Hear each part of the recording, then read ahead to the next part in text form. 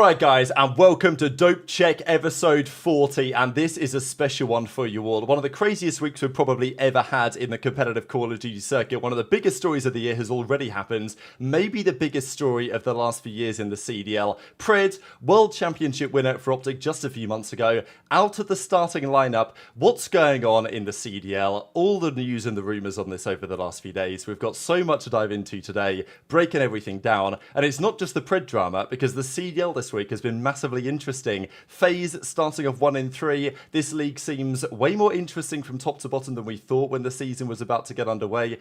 Gentlemen, it is good to be back. We are live on YouTube. I'm here with Trey. I'm here with Ace. Trey, how's it going? Still the most winningest player. I forgot. CDL history. You know, you guys have really got to start respecting me a little bit more.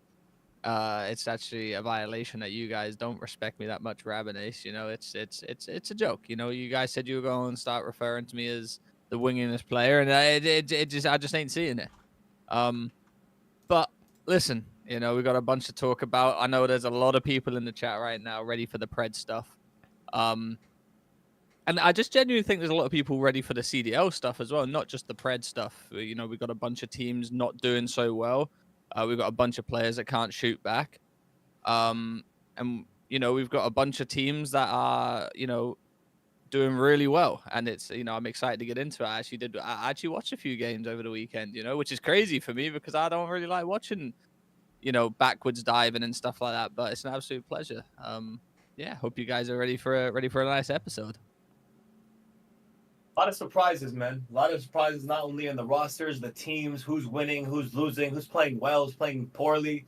The CDL season, again, like Rab said, you know, in the beginning, it's a lot of shocks that we didn't expect. So I think this is prime time for a show like Dope Check, where some, you know, honest opinions, and we can really call out who's kind of fumbling the bag this season. So I'm excited to talk COD. I'm excited to talk drama. I'm excited to be here with the boys on a great Monday, so let's get into it, man.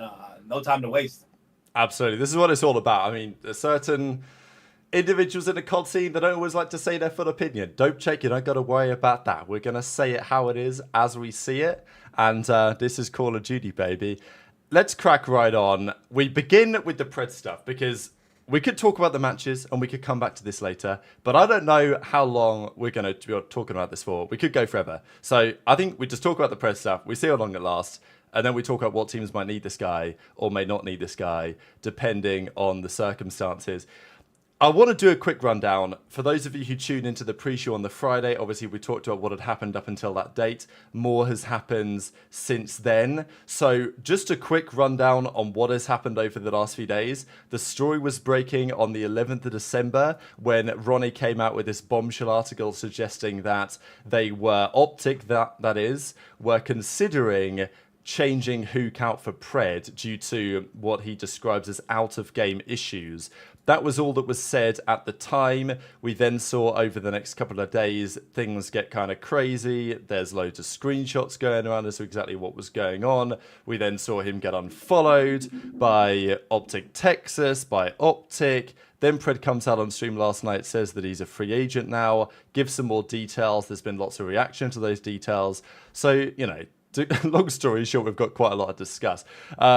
Boys, just top level highlights on this, right? Because like, it's still so insane to me how obviously the lack of response and transparency from most sides is still intriguing to say the very least. But just this story in general, PRED joined OpTic. They wanted him for ages. They were trying to spend so much money to get this guy into their lineup. And now he's been removed entirely after a season where he was finally part of a roster which was able to win them the World Championship and looked like it was going to be a mainstay roster for OpTic for years to come.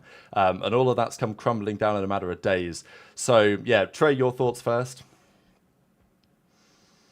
You know, I was watching his stream last night. I was streaming and, you know, he whacked his stream up and I was like, I've got to tune in. You know, I've got to see what's got to be said.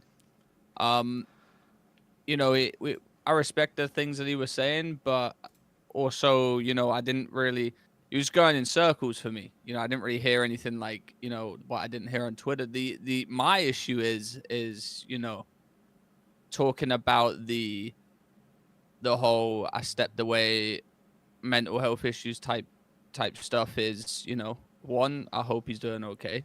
But two, the silence from OpTic, the silence from the players, them just unfollowing him, especially when other people have gone through this type of stuff. No, they you know, they've always said like, you know, or they've always said, "Oh, this person's stepping away. You know, we appreciate him, whatever like that." They've said nothing. They've just straight up unfollowed him. You know, that's what seems weird to me. There's been no love shown by any of the players. None of them have tweeted him saying "Hope you're okay" or anything like that. They won't even mention PRED's name on Scump's stream, you know, and this is what all seems weird to me. You know, we had a chat about like Nadeshot's take on it as well, which we'll go into later, Rab. Everything just seems so weird to me that OpTic just unfollowed him. He's not. They wanted him for so long. They probably paid a big bag for him, whatever like that, or were trying to. And now they just let him go on a free. No one said thank you. No one's even reached out or said anything like that on Twitter or anything like that. It all just seems so weird to me that I feel like, to me, this is a lot deeper than anything that we kind of know right now in public.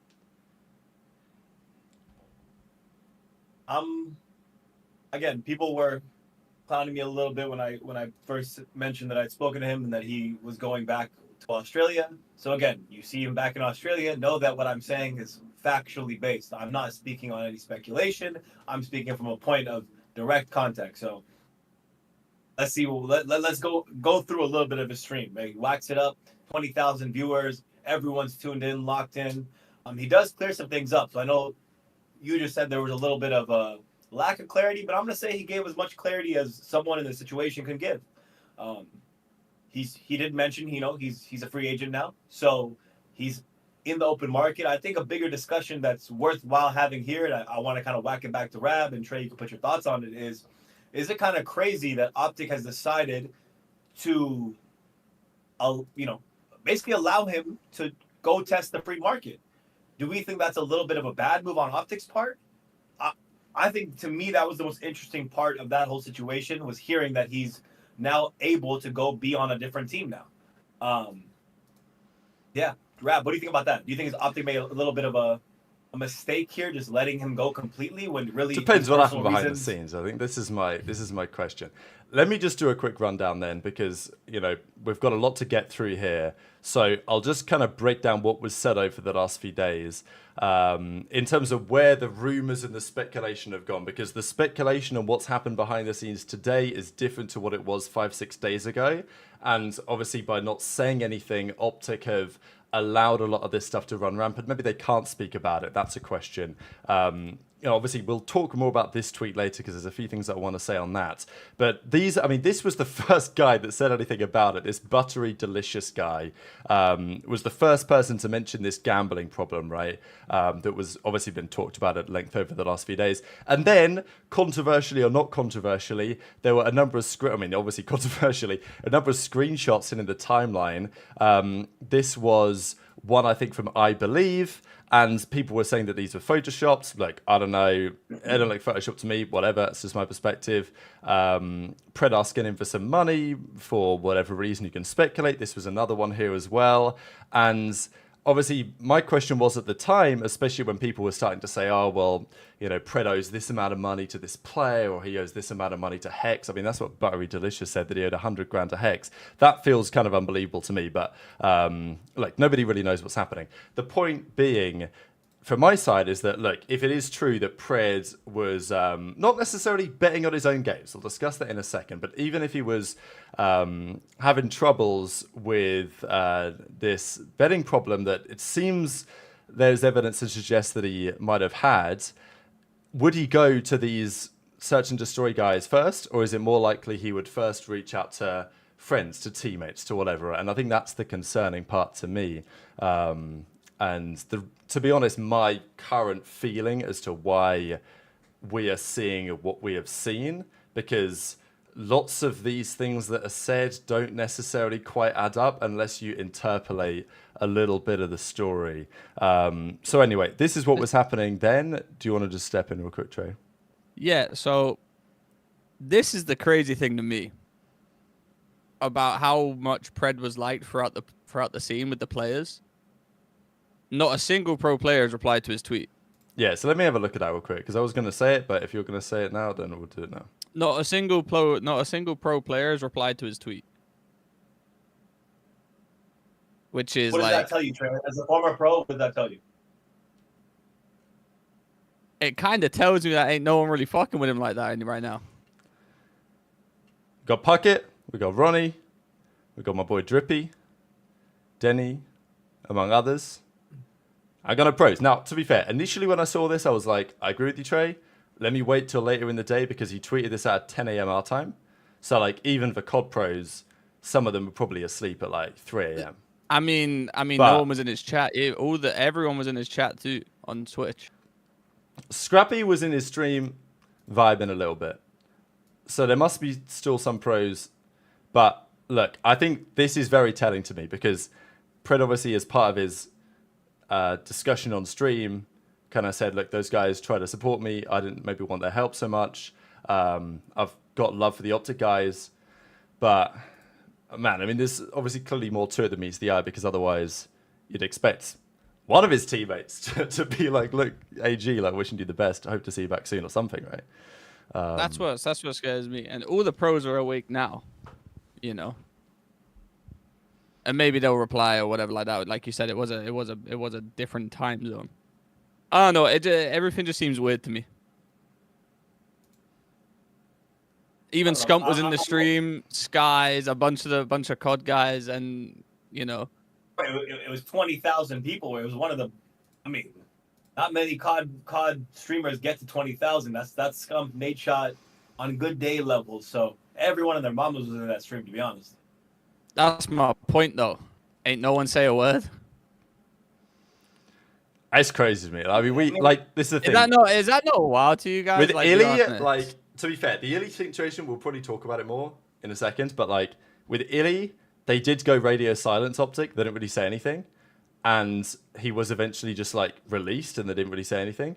But he was never like banished. You know what I mean? Like he was still kind of there. It was still OpTic Illy. They still talked about Illy on their streams. No one kind of knew what was going on. And he wasn't, OpTic never said anything officially, but it's like, he wasn't banished to the Shadow Realm. Like, Pred's been banished to the Shadow Realm. Bro, no one, like, obviously someone saying Scrap was vibing in his stream, like, but it just feels like no one wants to be associated right now. Like, the OpTic guys. Like, when Shotzi said Pred's name on stream, all the OpTic guys, well, yeah, like, I got that clip if you want me to share it. Yeah, like, go show it. Joe apparently in the chat as well said, what did he say? Someone come in his chat and said Pred was streaming. Apparently Dashi replied saying, I've got cheaters to play against. You know what I'm saying? Like, yeah. It seems... I don't know if that's true. The P-word comment. So I'll just play this clip for you guys from... this is from Scump's stream the other day. So Shotzi mentions the P word, and that's what Krim says. He's like, "Oh my god, we're running with the P word." This is what he means. To be fair, Pred did say like this is not like a known thing, but it's kind of funny because he'd always say like, "Oh, you know, I barely have S&D reps and stuff like that," right? Come on, wait, Mike. Nice one, Ace. And like he knows like he was like pretty mid S&D, well at least last year, because MW2 he was actually really good. MW2 Vanguard, well ever since he was, I guess like whenever he was on my team, for whatever reason he was just. I think that's pretty much all that was said. The point was the reaction here of Scump and Krim, right? Scump's like, I can't believe you just done this. Krim, I mean, like, what do they know, right? You know what I'm saying? It's yeah, that was. Is it not a little weird also that like a day or two after this is happening, like, Ant is saying he's mid at S&D. He's saying he's not shading him, but he is kind of shading him. You know what I'm saying? Absolutely, yeah. That's like, even if you say it's almost like saying someone like no disrespect, and they proceed to say the most disrespectful thing possible. It's kind of like that. Like, I don't know why he's coming for his neck so quickly. So I found that a little bit odd as well, I'm gonna say. Yeah, it's got to be a reason behind that. And I mean, obviously, OpTic on their first day back, we were expecting something because this news broke on the Wednesday night, and it was all the talk on Thursday. And then, of course, Friday, people are expecting some sort of update, and OpTic come out and say, we ain't going to talk about it. And maybe they will at some point. But even just, again, there's a few more details to dive into here before we get into some of the meat and bones in even more detail. It's just the way that they announced this whole thing. So OpTic, of course, had to say something. They can't just rock up with a team that won the World Championship a few months ago and be like, all right, well, here we are. But that's kind of what they did. I mean, they tweeted this out to confirm that Huke was back, and then they tweeted this out, and they said, all right, yeah, we're playing tomorrow, and Huke's on the roster. And this is basically all that was said. And then, of course, we saw the further update around that Huke was checkmark, affiliate badge, PRED was no checkmark, and people initially were saying, and I understand why people, they like to lean the way of giving people the benefit of the doubt. So when this happened, people were like, maybe OpTic just don't have the bread to pay for PRED's affiliate badge because it costs more money as you get more and more. And sure, that's true. But like that ain't what's going on here. They have like 30 affiliates. This is quite clear. Cut the line, disassociation. And then as of today, PRED's removed all the OpTic stuff from his bio because it's become clear that now he's no longer on the organization. A player, of course, that we've got to say has been extremely valuable to OpTic. Like, PRED is not someone that you make a free agent for no good reason. I mean, they spent a couple of years looking to try and get this guy. They were prepared to pay an obscene amount of money to Seattle Surge to get this guy. Seattle said no. They finally get him. They become the best team since the dynasty. They win the world championship. He would be a valuable asset. Like, look, if you don't want him, if the team chemistry is bad, if there are problems that PRED's dealing with behind the scenes, which clearly there are, but he may still be a valuable asset in the future to another team, maybe you stand by him and you say, all right, we'll pay you the minimum, but we'll sell you, to another team at some point or whatever. But instead, they've just got rid of him completely. So, and this is the other thing I'll just mention before I pass it over again.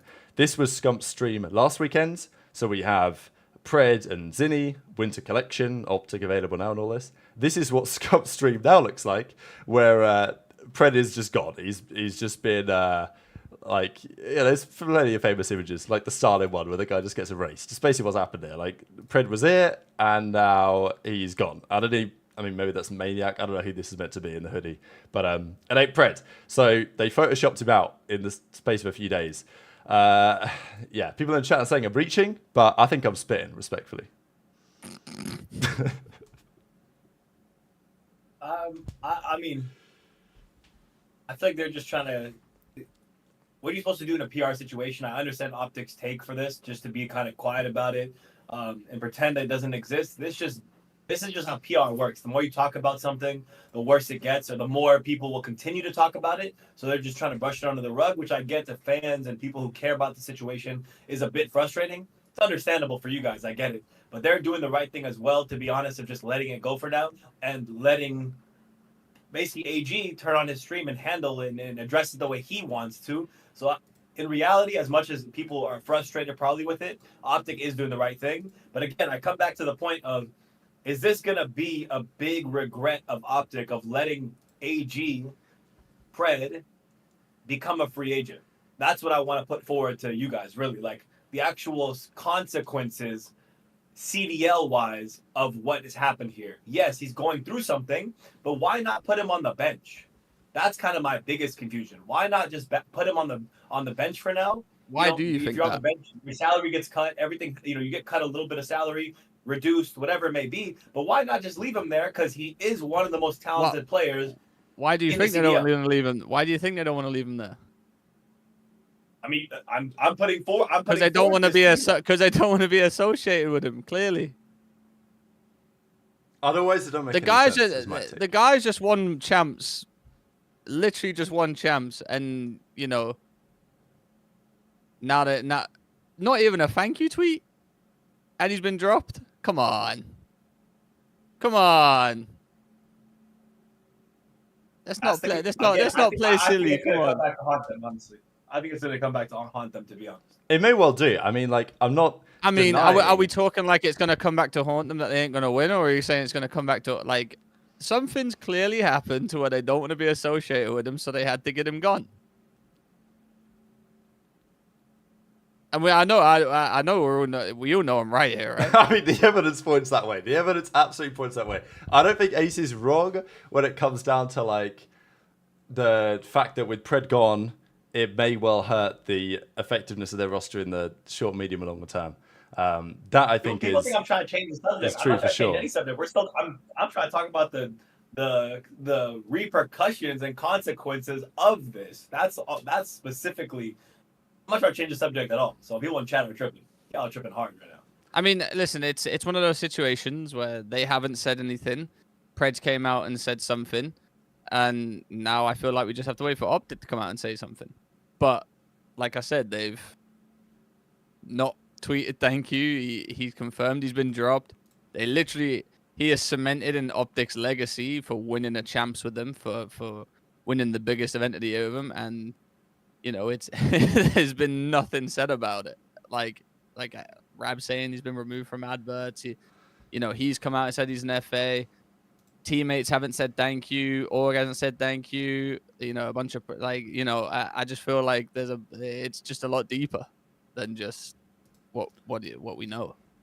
So of course, yeah, Prick came out on stream and talked about it yesterday, and he mentions that sure didn't want to be on the bench and all this, but I mean the way I see it, if he didn't want to be on the bench and therefore they've released him, they would have said something. You know what I mean? Like that's just what it comes down to at the end of the day. Also, who doesn't want to be on OpTic's bench? Yeah, well, especially I'm ready to come. I'm like, gonna go home. I'm gonna go home and come back. Appreciate Huke filling in. Hopefully I'm good to come back. Motherfucker, FA, by the way, a world champ winner, FA, literally at the start of the season. Obviously, a lot of the comments here. Yeah, I mean, look, we're going to talk about another theory in a second because there's obviously been more speculation on this. Like, what he did clarify is that he's not been betting on his own games, which was like, I mean, I don't know if he specifically said that he hasn't been betting on any CDL games, but like definitely on his own one. TJ in the chat, the talking point about Pred should be about Scump's stream change, face covered. Why would they change that if everyone left in good terms? Well, I think precisely as we've been discussing. Well, I mean, no, that one's fairly obvious because he's free agent now. So why would you have someone that's a free agent? Yeah, but why? Why though? But I can't keep this fake face up forever, right? I'm just saying, an advertisement, it makes sense why that happened. I think that's pretty clear cut, honestly. This whole thing kind of scares me though. Why?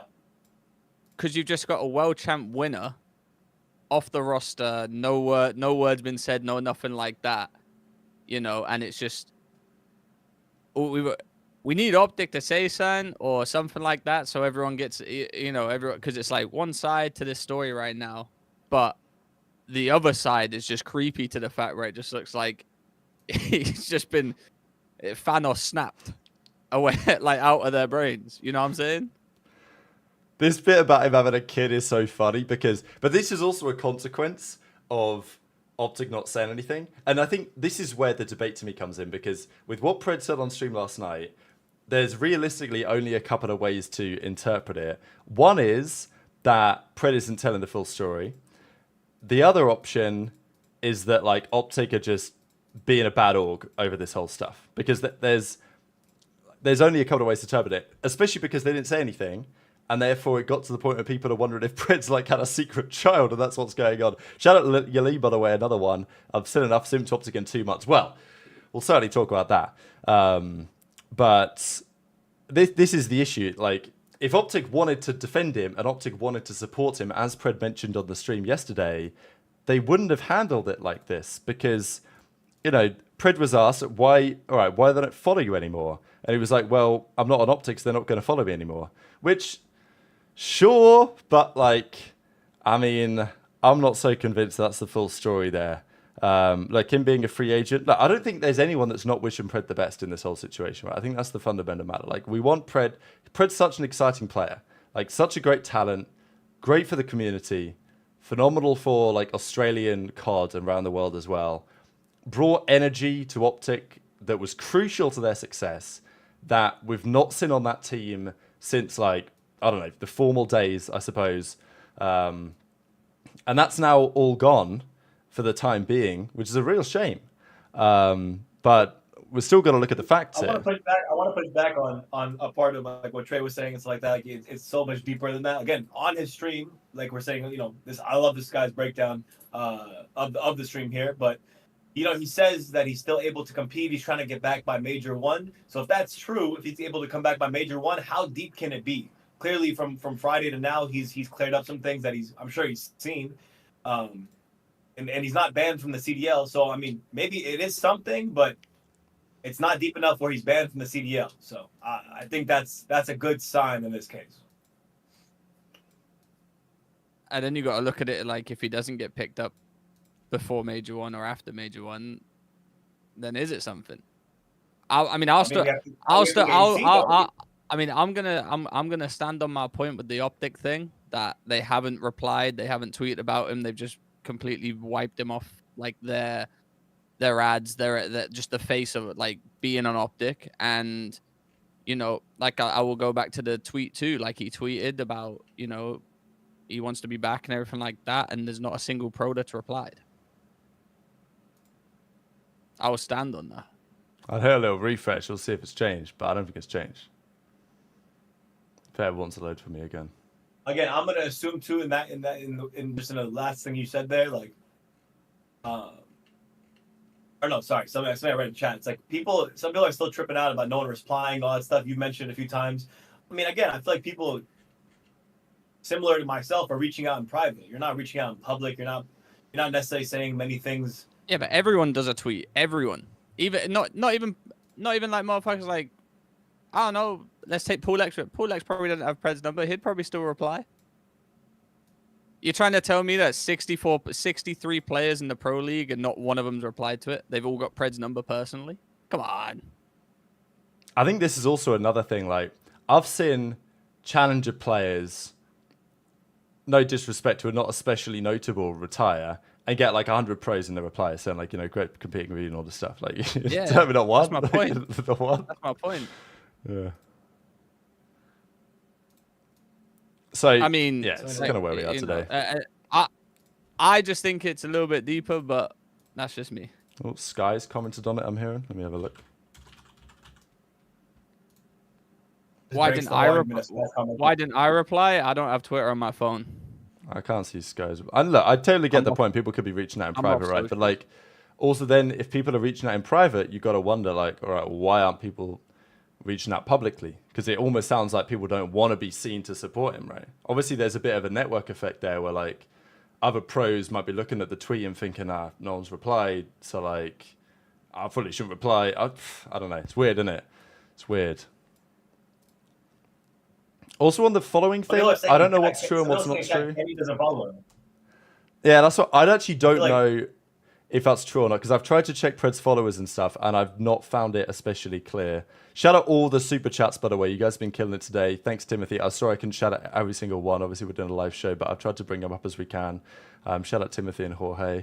Do you think we see a FaZe PRED? Well, again, we'll discuss that in a second. We do have a little bit more to discuss.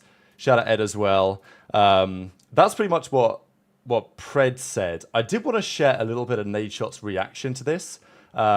Just a couple of minutes of it, because I think one of the more confusing things to me, again, as well, is the whole timing of it, right? Because with PRED saying that he's stepping away to focus on his mental health, which absolutely is good to hear.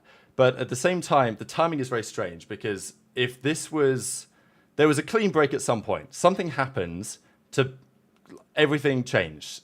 And PRED was streaming ranked on the 11th, like just before this whole story dropped. It seemed like everything was going to be fine. It certainly didn't seem like PRED was in literally like 48 hours going to be on a plane back to Australia with all of this stuff blowing up. So that's what's confusing, is like somehow it went from everything seems like it was going to be okay to all of a sudden everything, he's dropped, the Org's getting rid of him, he's banished to the Shadow Realm, Huke's coming in instead. And it seemed before that everything was kind of like looking reasonable. So that's confusing to me. And Nadeshot then commented on his perspective on this. And I will say that, like, well, there's a couple of things that were interesting about what Nadeshot said. One of which was when somebody in the chat mentions how, OpTic aren't supporting PRED, and Nade gives his take on that as well, because I'm sure you maybe we'll talk about it in a second, Trey, on like the whole Maniac side of the story, what OpTic and Hex did with Maniac when he was having his problems. Nadeshot probably knows more than he's letting on here, and this is what he has to say on that perception. That to me is my goal. I don't even know what team it was going to be like. There's no guarantee on anything. I don't know what team it's going to be. Classic behavior from OpTic, dropping a player at their lowest point, first with Illy and now Pred. Yo, Cobra, I got to be honest with you, bro. We kind of went through this yesterday when somebody says something where they truly have no idea what they're talking about, and they say something as like absolute fact because they think that they're correct. I mean, one of the biggest complaints that I've ever seen on subreddits like Hot Competitive or the OpTic Gaming subreddit are why certain creators still in OpTic. You know, there's some names that have always come up. I'm telling you right now, Hector is one of the few people across all of esports that when he has a friendship with somebody, he'll pretty much do anything for that person.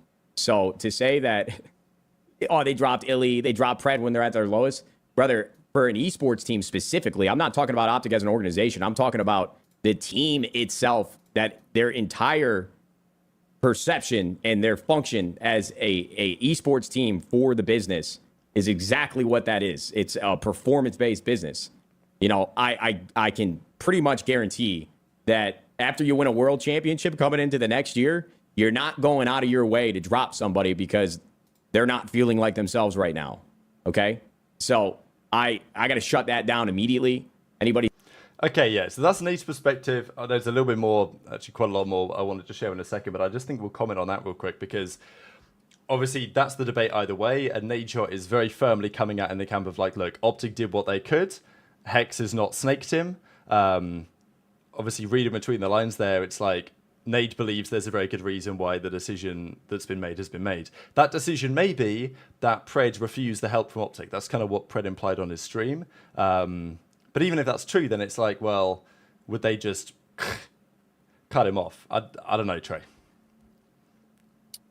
Yeah, I mean, Hex is one of the greatest people in esports, to be honest with you. Back when we had our issues with Red Reserve back in World War, what was it, Black Ops 4, 2019, he offered to help. You know, if we needed any help, he DM'd me saying, "Yo, if you need any help, you let me know." You know, even when we needed a place to play when we first moved to Texas, you know, he let us use the Hex quarters and everything like that. So, you know, Hex is one of the very few people in esports that I feel like would help anyone, any player, anytime, if they needed help, even if you're just like coming into the scene. So, you know, I will always have respect for Hex on that end. I'm gonna step in as well and say that Hex has done no wrong in this situation. Hex has actually been very straightforward and supportive in this case. And I'm not telling you from my perspective. I'm passing on some information here and contradicting anyone in the chat that may be upset with Hex, OpTic, or whatever. Like I said, even from the PR angle, it makes sense what they're doing. So I wouldn't be so upset with them. It's really, I know your guys' desire just to know what's happening. Curiosity at most, which is not wrong. But definitely no fault should come at Hex. He really is, like Trey's saying, and even from background, and even myself, someone who is very, I would say, is a new face relatively to the COD scene in terms of being in the backstage and stuff.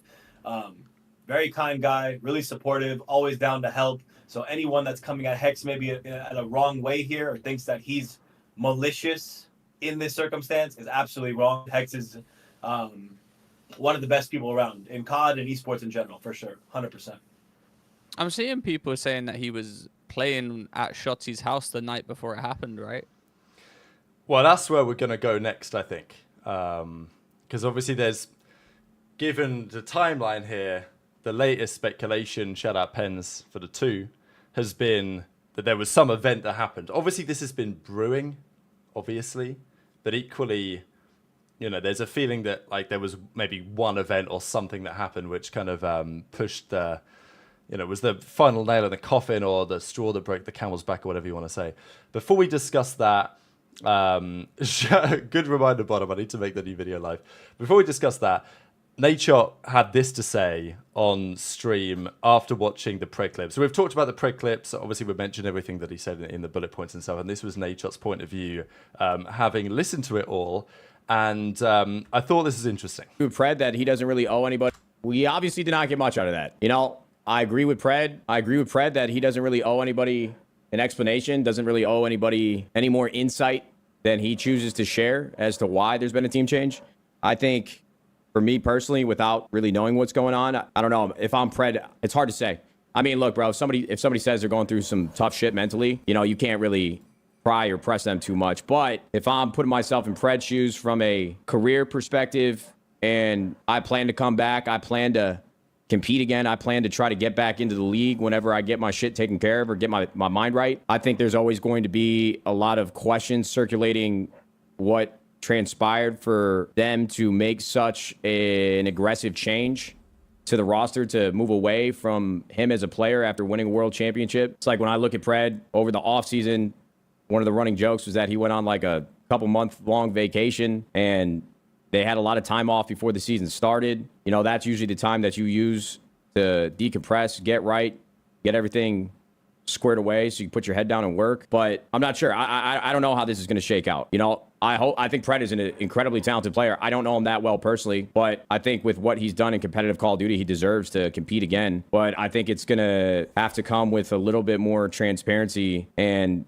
if I'm ownership for another team or if I'm working as a GM or a coach, I would want to know more, personally speaking. You know, it's like if you... So there was more than just that, but I thought, you know, Nature's perspective is definitely interesting here, because, look, there's an assumption that Nature probably knows more than he's letting on, you could argue. And if that's true, then I maybe expected Nature to show more sympathy, I think. And the fact that he doesn't is maybe telling, or maybe isn't. I don't know. Intrigued to your thoughts, Trey. I mean, I just agree with everything he said, you know, even from starting it about, you know, mental health and speaking about it, you know, that's a big thing. Like I said at the start of the show, I do hope PRED's okay. And I know everyone feels that way too. But I also agree with Nate, you know, he went on a crazy vacation. You know, we joked about it on the street on our shows a lot. The world tour with AG. Every time he was flicked up somewhere in the most beautiful spot on the planet. And you know, there's the issue of being like a player as big as AG, a personality as big as AG, and someone just as good as AG was at COD. When the silence is like as it is, people have a lot of questions. And you know, obviously he came on stream and like Nate said, he didn't really say too much.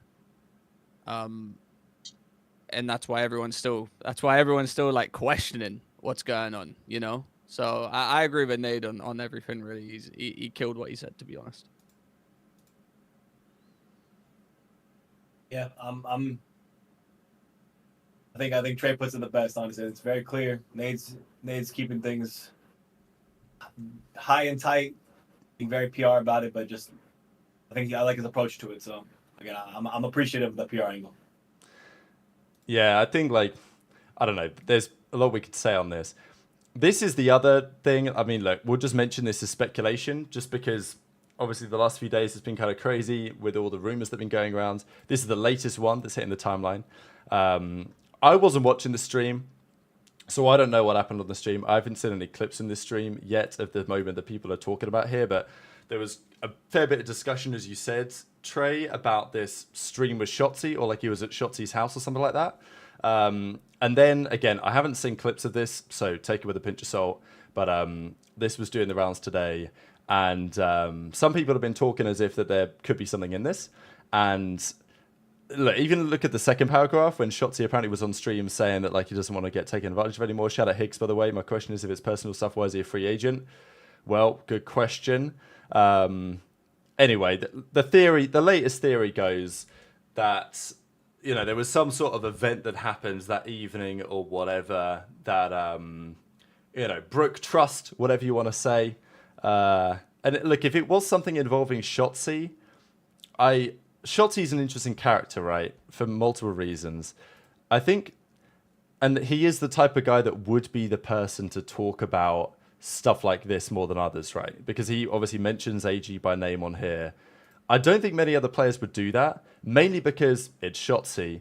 Or you could argue that if this is something that Shotzi, it was an event with Shotzi that has resulted in all these things, whatever that might potentially be, of course, is going to be speculation. Maybe Shotzi would feel more comfortable talking about it than some of the other guys would. But wow, yeah, it's a big one, and I'm sure there's going to be more to come. I mean, this can't be it. Like, there were rumors a couple of days ago that we were going to get some more clarification on this. We now have some more clarification on this, but not enough to tell the full picture, I wouldn't say, Trey. Yeah, no, and I'm not saying he done anything like to Shotzi or anything like that. I'm just strictly talking about the fact that like he was staying with Shotzi. A few of you in the stream were saying that he was like staying with Shotzi, waiting for a house, and then is on a flight back to Australia. You know, that's what's crazy to me. The timeline from that to just dropped home, that's what's insane to me. And then no one said a word to him. You know, that's what's crazy to me. Wait 1 second. Even that like rumor is not necessarily fully true. There were times that he was staying with Ant, but he was between that and staying at like Airbnbs and apartments again, waiting for a house that he was picking up. Which again, I saw the house even with that whole process. I was helping him, seeing some of it, all that. So again, there's some some of the speculation in the chat. I just want to like calm it down and clarify because it seems, you're throwing some dirt on his name that it's like unnecessary. It's not even unnecessary. It's just wrong. It's like actually just factually wrong. So he was staying at Ant's house for a little bit, but he had his own spot a lot of the time as well. He was just bouncing around, waiting for this house to be finished up. So I guess the question is what's next for this situation and also what's next for PRED, because PRED makes it pretty clear he's a free agent now. Whatever that's the case, why ever that's the case, there's obviously going to continue to be speculation, debate on that. OpTic may or may not say something at some point. I assume that they will probably have to. Obviously, there were rumors that, it's because there's some sort of investigation from the CDL, that they can't talk about it. Obviously, there's other speculation that it might be somehow like sponsor related to OpTic sponsors not being happy with the situation for whatever reason. There's been that talk about it as well. But the reality is he's a free agent now. And on his stream, he mentions how he wants to come back after Major 1. So I guess, in his own mind, the timeline for his recovery and getting everything back on track would be within the next month and a half, 6 weeks, something like that. Which hopefully is back on the money. Like, I don't want to see PRED gone from the league. An incredibly exciting, charismatic player who has achieved great things and has the ability to go on and do more so in the future. I think PRED was pretty clear, and I think OpTic have been pretty clear that coming back to OpTic is highly doubtful. Probably ever. I mean, this is what you tend to find with OpTic players, especially once they've won, as PRED has done for OpTic, that they kind of become part of this like family, right? And Hex has been very big on that. Even Crim said some bad things about OpTic fans back in the day when he was dropped. Shout out Torch with the 10 bomb. And there was the drama happening. Crim was saying some things that, did not please Hex. But at the end of the day, Crim achieved all these things for OpTic. Yes, he was big time beefing with Scump, and Crim's now back on OpTic, right? And, the family was never fully cut off there. The PRED situation, I don't know. To me, it feels like something's happened that makes that untenable. I don't see Hex coming out and saying, you're welcome back to OpTic anytime.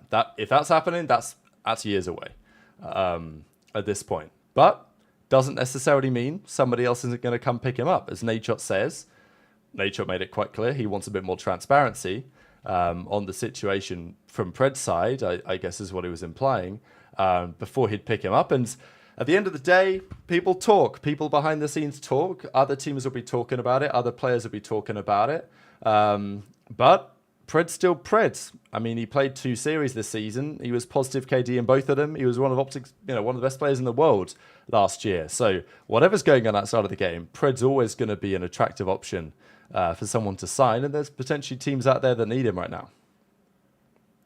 Yeah, I feel like I want to leave this one to get off of some of the BS, But can we stick on a little bit of where this could possibly lead? Because if he does want to come back, let's say Major 1, let's say if that's the idea he has, where do we see him go? I'm gonna throw it to Trey just because Trey's always right, and that's a problem that we have to deal with at all times because this guy for some reason is always on goddamn point. So Trey, where are we gonna see this man land? What do you think? There's only one team I see him realistically going to. And that's if everyone is cool with him. I don't, pushing all that stuff to the side right now. I don't know where he stands with everyone, but there's one team that I could see him joining, and that would be Cloud9. History with Sib and Lamar. He's been friends with them for ages. Mac, his old duo. If I'm Kremp, I'm kind of sitting there thinking, fuck it, shit. If I'm Kremp, I'm sitting there thinking, if everything's okay and he can play and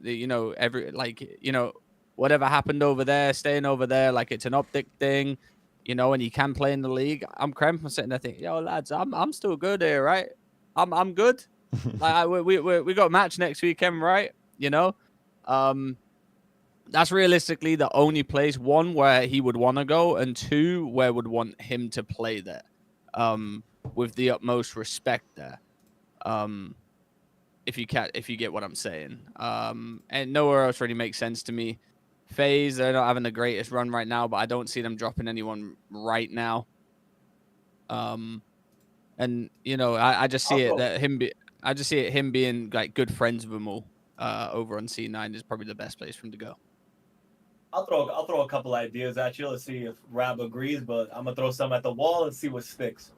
The Cloud9 one is a really good idea. I mean, again, it just kind of makes a lot of sense.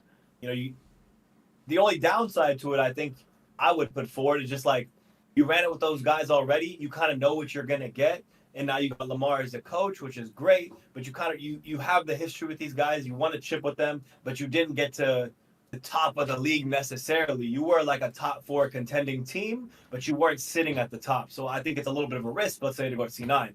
The FaZe angle is pretty solid in my head because they do look terrible, but who knows? FaZe is one of those teams that can come to a major and all of a sudden surprise you, like just become final, become Exodia, end up in a grand finals and look nothing like this online qualifier time. But I wouldn't say that's completely out of realm.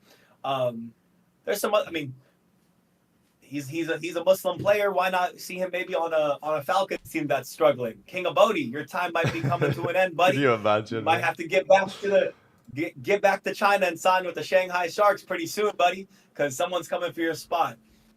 There's some other. Who wouldn't want AG? I'm gonna put it that way. Who wouldn't want who?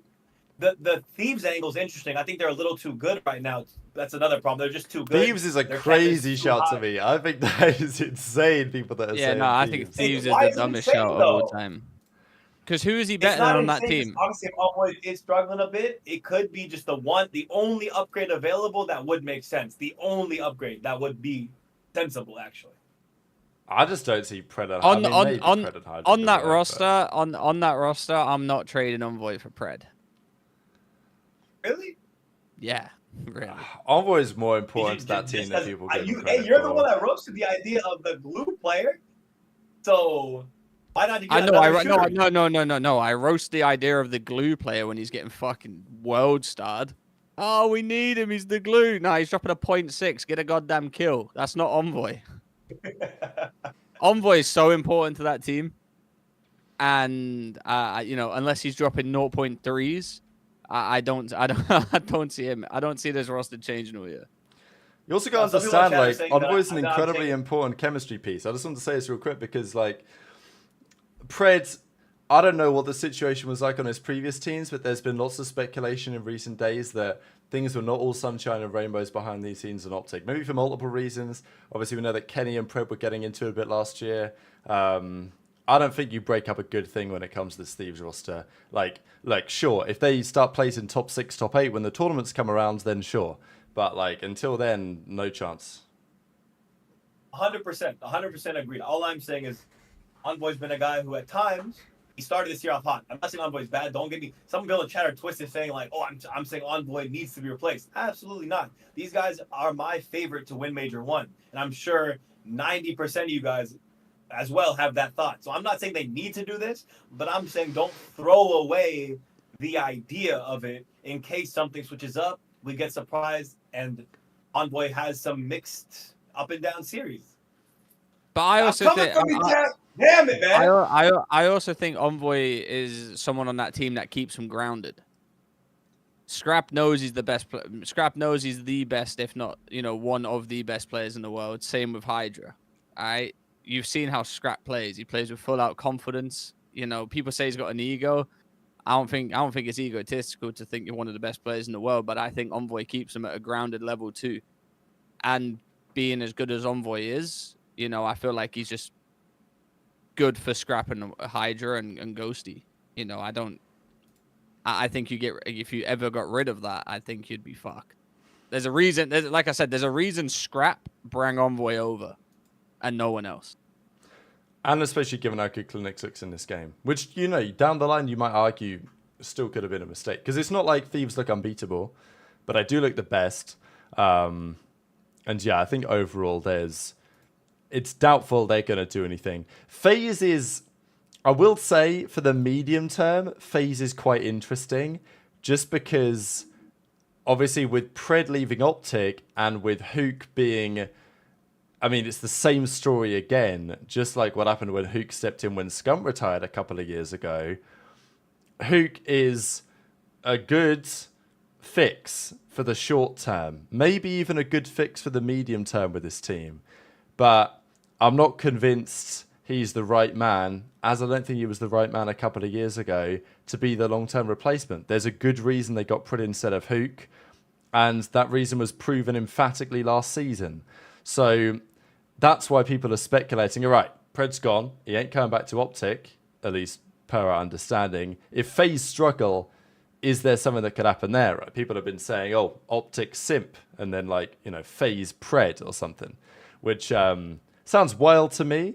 But I mean, when you got this type of stuff happening in the CDL, I don't think you can rule anything out. Well, remember there's been rumors a bunch of times about Simp maybe going to a flex player, switching over and finally making that transition over. And if he does that, then it would open up some room for AG to come to the team. And I think another thing we're not really open to the possibility of, and I understand why it's not necessarily talked about much in chat or here, but is there not a world where we see AG maybe going back to OpTic? If they underperform, let's say at the major, is that not a possibility? Do we think that's impossible? I don't see that happening. I mean, it should be. On paper, it should be. But I don't think, I don't know. My feeling is that relationship is untenable somehow. But, time heals things. Listen, wait, the other one... I'm sorry. The other one that I also think is also a real possibility, considering the roster is a set of world champs. What do we think about PRED 2 Gentlemates? They're struggling. You got some champs players that can use an upgrade and can do some work. Let's have a look at the Gentlemates team real quick. The Gentlemates shop? The issue is, I mean, look, I think there's an option for a few teams, depending on what you think with the roles, because there's a couple of teams that need an AR. And AG could potentially run an AR. If he wants to run a sub, the thing is on Gentlemates, I don't really see it happening because Kismet's been their best player and Linz ain't going anywhere as the Frenchman. So, but if you're Gentlemates, respectfully, Priester has been dog. They do probably need to make an upgrade there at some point in the season. Not saying PRED's exactly the right man, but if I could make the change and not have any guaranteed negative side effects, I would do it probably in a heartbeat, that one. I mean, to me, uh, go ahead, Joe. I don't see him. I don't see him even coming on Gorillas right now. Linz is playing good. Kismet's playing unbelievable. By the way, this is. Look at him go. Unfortunately for Rab, you can't no longer call him Pissmit. Bro, he's pissing on him. I told you he was going to be good. Bro, he's pissing on him. No, he's playing out there. I just don't see. We got to wait for this first LAN. Teams aren't looking the greatest right now, especially LA Gorillas. Marky B just got his visa. He tweeted out today, so he'll be out there with the boys. That's a guaranteed that's a guaranteed buff as well with Marky B vibes, so they're bound to get a few wins from that as well. And I'm not even joking about that. With Marky B, good vibes, everything like that, they're gonna enjoy that. And they definitely could have won a few of these series as well. We know we went over like Linz, over that choke as well, Ace, where he like flip spawns and lost them again. Like they definitely could be a few games up here, but it goes the same with everyone else. Do I see Pred making that team better? I mean, Pred as a player, he can make a lot of teams better. But, there's every player has pros and cons. And that's what we'd have to find out with, Pred to me is a pretty slow player. So, even a Pred on a FaZe wouldn't really make sense to me. Even if they needed a player. He's quite a slow player, and, I feel like he's a weird one. He's a weird one. Some people in chat are saying Pred to Carolina. I think Carolina is playing a little too well for any changes there. They're meshing very, very well right now. Yeah, there's maybe a couple of other options. I mean, what about the Surge team? Like, obviously, Hicksy started well. I mean, let's have a look at his series. His first series he fried. Since then, it's not been so good. There's an argument that AG to this team, back to Surge. I mean, that would be a timeline, wouldn't it? Could be a possibility. I don't know how the chemistry would be over there. That's the thing. I just don't see a world champ that was on OpTic settling for anything less than a world championship squad. Exactly. That was exactly what I was going to say next. I was like, you can't. Pred's stock is still at a high. We can talk about personal reasons or whatever it may be, but he's still just won champs. That is, 1 week of games, sure, but he was frying. So like, I think it would be a disservice to himself and to us and to viewers and to everything for him to be on a team that's not, be a team of rookies or young guys. He needs to be on an established roster with guys that can run, make a run, win an event, win a chip. That's the only thing that makes any sense. Anything else is probably better for him, honestly, to wait it out, let's say even a Major 2 or something, and wait for people to make some changes, more teams to get like dismantled or whatever it may be, because why would he come back on a bottom team? It's kind of dumb, honestly. This is my feeling. Pred ain't going back to OpTic. I don't see Pred ever being on OpTic again. Wait, what are you looking at? Sorry, I just looked at King of Body's stats. Right, why you guys No, it's not good. But let me finish this take. I don't think Pred's going to be on OpTic again. I don't think that's where he would love to play. That's it. That's where he deemed his home was. I don't think FaZe or anyone like that's going to make a change, unless they get completely destroyed at LAN. I think the best thing for Pred, if he can't get on OpTic, LA Thieves or FaZe, because I don't think Ultra's going to make a change. I feel like they've got their clique over there. 3 European players, 1 an A player, and we're talking Joe Deceives, who's a very good player too. I feel like they're set on that one, and we know Ultra's not going to pay a big bag for Pred or like give out a big salary or stuff like that, which he would be hoping for. I don't listen. If Pred don't get on the top 3 on the top 3 teams, and we can rule OpTic out of that, because I don't think he's ever going to go back to there again. I think he might. He might not come back this year. He might want to. He might want to play, but listen, he's a world champ. I don't see him ruining his stock like that. I don't see him playing for a team that he don't think is going to win. No. That you changed it though. The first thing you said was fake. The second thing you said was amazing. I'm saying, yeah, he will. Like I said, Major 1. If there's no team in the top 4, top 5, top 6, top half of the league that is worthwhile, then yeah, sit it out till major 2 or major 3 or whatever it may be. But him sitting out the entire year, I think is absolutely a fade to take out of you, because that's just a waste of time, waste of talent, waste of a lot of things, bro. Just to sit out the whole year. I guess there's also a question on like how game ready would he be? But go on. His stock stays the same if he sits the year out, where if he plays on a shit team and gets absolutely world starred with that team and doesn't, you know what I'm saying? Like, and it just goes down. Chat, I'm gonna throw this to chat and Rab. Rab, you think if someone, any player, even AG who just won champs and had a good first week, if he sits out for an entire year, do we think his stock stays the same after a whole year? I think for PRED, possibly. I think there's always some sort of hit to be taken. Like the same story was with Illy or with any player that sits out for a while. If they have the connections with the pros and the pros still like them and get along with them, no problem. Like you're getting a spot back, probably no issues. If that's not quite the case, and there were certain pros that ain't so happy with PRED, as it seems is the case anyway, then it becomes more of an issue. And obviously, the longer that you don't play for, especially the longer that you're back in Australia, I think to me, that's the problem for me, is that if you're back in Australia, you're not playing with these guys, playing 8, stuff like that. I'm not saying you fall out of the conversation, but I mean, people are Slasher like, takes you getting ready? If Slasher gets dropped, if Slasher gets dropped, you don't play challenges or anything like that. He doesn't even play Pro 8s. And he still gets picked up. Yeah, I mean, true, but he ain't getting picked up to like the top team, right? Yeah, but like, no. The case is for top team. The case is not. Oh, in general, I'm saying if Slasher's stock did get hurt by having this Boston breach stint and ending up where he ended up, because technically this team with Carolina is supposed to be a bottom tier team, but I would say they're surprising people, right? This isn't like a guarantee this was going to happen this way. So his stock definitely got hurt. Illy's stock got hurt. Max, I think the only person that's a very fair argument that it stayed around the same was Mac.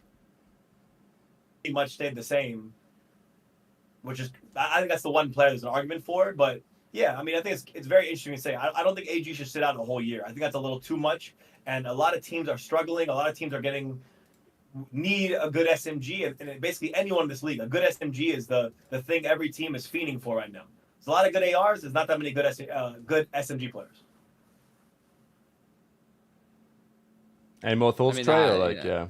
I mean, I could just go around. I could just go around in circles. You know what I'm saying? I'm just. Yeah. Again, in my opinion, PRED shouldn't just go to a team just to play. For sure. That I think is the fair middle ground for both of us. I think we agree on that point.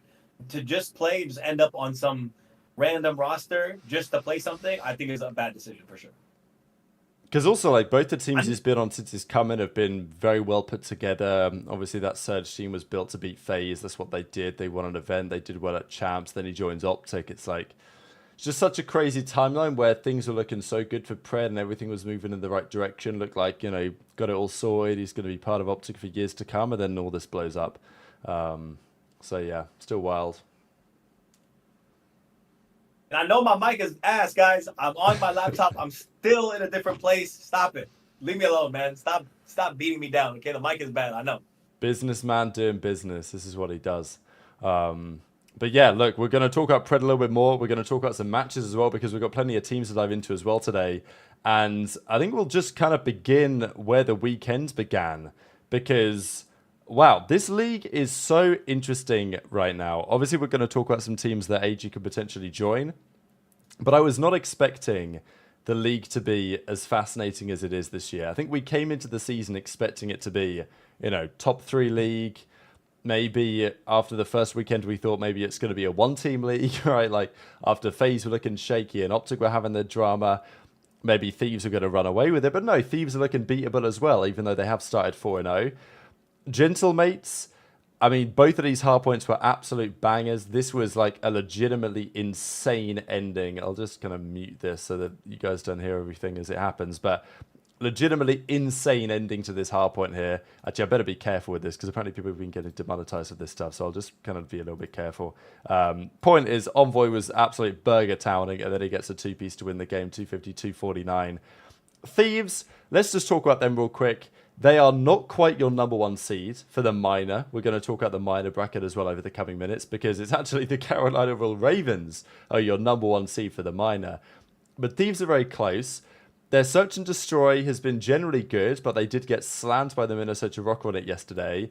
And their respawn play has been pretty excellent, but has still seemed a little bit shaky against certain teams. When you look at the 4 games they've played so far, they've not had a 3-0 yet, which I'm sure they will achieve at some point, but it just goes to show how competitive this league is right now, Trey. Sorry, say again. I just got a DM, sorry. All good. I was just saying how competitive the league is, really, with Thieves starting 4-0. Yeah, I mean, you know, we kind of knew it was going into it. Like you said, some of these matches are close. I feel like, you know, end of the day, we look at LA Thieves and we look at them being this roster that's going to win majors, going to win something this year. Especially due to the fact of, you know, Nadeshot loves this team. You know, and I feel like that goes a long way as well when your owner's sat there gassing you up as well. You know, you got support from Nadeshot, who's a COD legend. And you come into it with this team. The maps are going to be close. Unfortunately, that's the way it is. Maps are going to be close like this.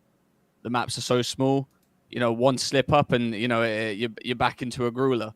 I think this just shows the level of composure LA Thieves are playing at, and you know it's it's nice to see the consistency, but you know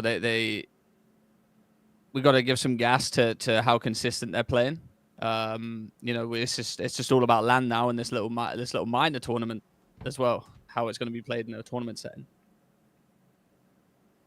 I mean, again, it goes back to the maps of this game being pretty bad, honestly. That every game, I mean, we've seen a lot of very, very close maps with teams that clearly have skill gaps between them. But this game doesn't really reward. I mean, it sounds messed up to say, but it doesn't really reward skill as much as it should, as much as previous games. Like if you lose a 4-wave, you can come right back and break them seconds later because of the spawn systems and how close everything is. So good work at LAT. Good work at them. Still, yeah, remaining composed, shooting back, still looking dominant, even when things got a little scary. And that's going to be a theme throughout a lot of these matches where things got a little scary, but the team with a little bit more skill just edges it out in the end. So good work, LAT. I think, I don't know if I agree with this perspective necessarily. I think it's early game stuff. I don't think the game is necessarily that uncompetitive. We are seeing the better teams tend to rise to the top. You could argue that, we're seeing some surprising results and therefore the game is uncompetitive. I think you're naturally going to see a bit more randomness when the game just comes out, sure, when the season starts, but FaZe didn't get 3-0'd by Ravens on just flip of the coin. They didn't play their best stuff. We'll definitely talk about that over the coming minutes here because FaZe's current situation is a real predicament. I do get the opportunity today to talk about my boys on the Miami Heretics because, I'm not going to lie, they're actually as good as I thought they'd be in respawns. I was kind of high on this team, as you know, Trey, but unfortunately, I fear Trey might be right. Again? Yeah, I think he was right. He was right again because these guys, man, they cannot win a search. It's actually shocking. They get slammed every single search and destroy. Look at this. Against Boston, 6-2'd, 6-2'd, and they played, who was it? Toronto. Here we go. They played Ultra, and they went down 6-1, 6-1. So, there you go, ladies and gentlemen.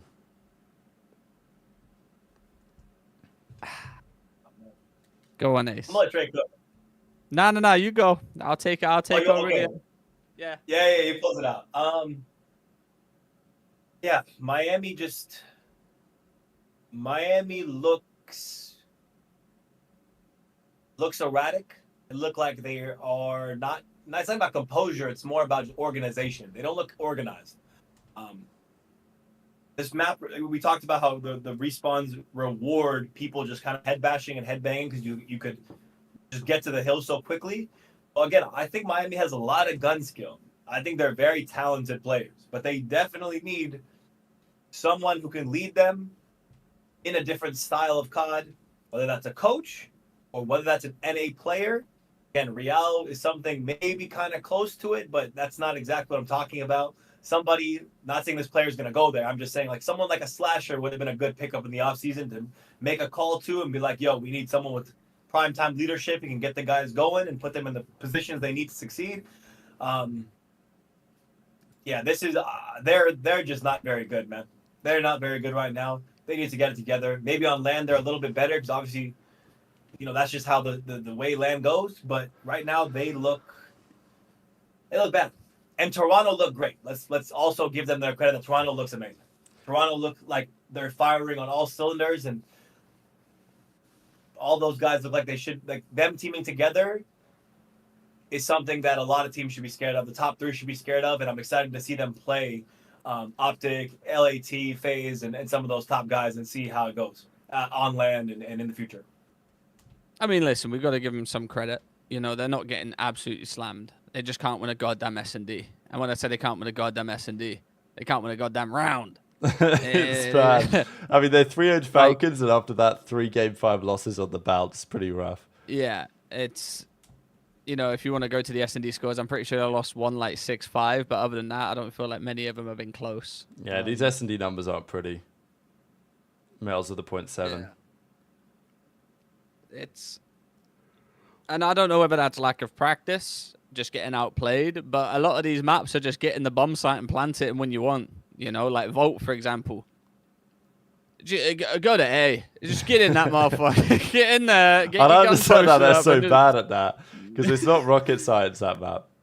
It ain't. It's You just- literally go. I was saying, it's literally go to A, get the bomb down, take control of the site, and then run at people's bait and switch, slide in, 2 guys in, 1 guy jump, 1 guy slide, and get the free kill. That's it. It's literally the easiest type of S&D that's possible, but just some people for some reason haven't figured it out, and it's kind of shocking to me that people haven't figured it out. It's so simple. I mean, I think they figured it out. I just think they can't fucking. It's bad. they can't execute at all. It's bad. You know. I don't understand what's so hard. 4-man in the site, 3-man in the site, trophy down, throw a couple jiggles, team chow together. If you can't win a round doing that, then I don't know. You gotta be simple as possible. You gotta be getting smoked. Yeah, it's literally as simple as possible, to be honest. So, Yeah. Maybe that Vickle call should come in sooner than later. I don't know. I know The he's at Vickle call. university now, but that Vickle I call- thought we were calling up starters, Super. For starters, let's not make it out like, you know, with Vickle, they weren't very good at S&D either. So, it's not. Hey, bro, how Miami function? We both know it. How Miami function to swap out people until the roster works the best. So, I mean, I'm still the belief that Vickle was the wrong guy to be the odd man out right now. But I mean, listen, maybe Super's that guy. I don't know. They've lost 3 Game 5s in a bounce. I'll give them some respect for that. It's not like they're getting slammed. They've certainly got a bit about them. They just need to fix their S&D.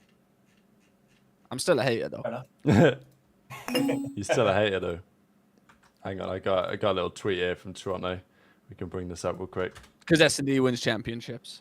It does. Miami ain't getting close to any championship wins, unfortunately, right now. But the thing is, they're not far away from being competitive. I think they will be like an upset outfit, this team. I was actually very close to picking them to beat Toronto. I thought they could do it. I thought there was upset potential there.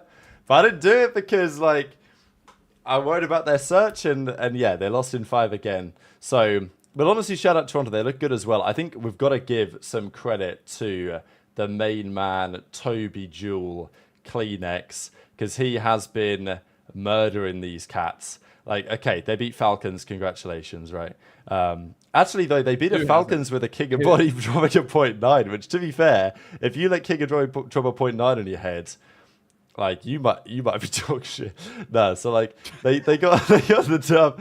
Kleenex drops a 1.4. My bad. Kleenex drops a 1.4 on their heads.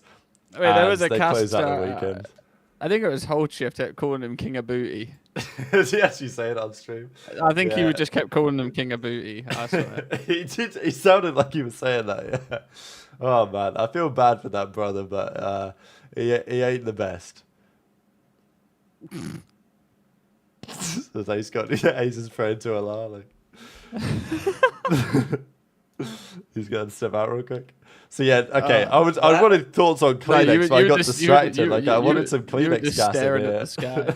You're just No, staring. there's a thing of light right here that's in my eye, and I'm just getting bugged. I'm trying to like shift myself Yeah, I for can it to see, stop I hitting can me in the see. face. I'm getting bugged by that right now. That's what's happening. My bad. I I mean, listen, we've Shit.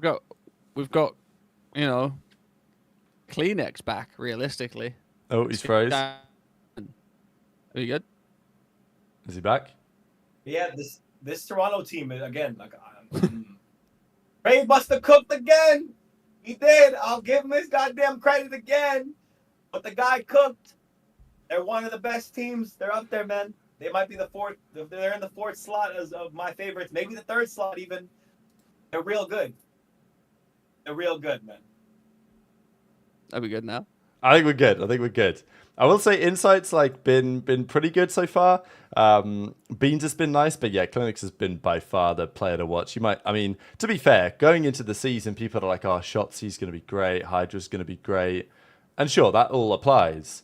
But Kleenex doesn't get the gas he deserves, probably again, right, Trey? It's like, you look at a game that should be good for Shotzi and Hydra and for Abeezy and these type of guys, it's kind of by default that Kleenex is going to be damn good at it. Like, there's a reason why he's been in the finals or won an event every year for the last, like, 5-6 years. And it could well be the same story this year again. He's always been in the conversation as well for being behind or somewhat on par with Shotzi, Hydra, and stuff like that, movement-wise and just straight up, like, talent-wise. For, like, last year, he was a bit inconsistent. And this year we get to see how consistent he can really be. And, you know, it's an exciting time to be an Ultra fan, especially after losing, you know, Scrap, Envoy, and people like that. And then to come back and build a roster that is still competing, you know, at a good level, at a high level. I wouldn't necessarily call them dark horses because I had them in my top 4. So I wouldn't necessarily call them dark horses. We just knew they were a talented team and if they could put it together. And, you know, guess what? They have. Couple near misses. You know, 3-2 to Miami, 3-2 to Surge. I think it was a game 5 round 11 to Surge, if I'm not mistaken, too. So, you know, like I said, it's a near miss, but composure's composure, and they've got it right now.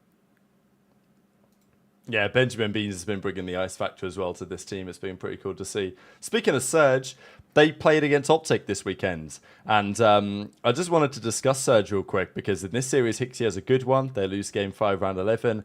Boozer, though, was on stream or was after the fact talking about the servers. What do we think, gentlemen, about the server cheese? Because I know that you think there's something in it, Ace, because of what happened with Cloud9.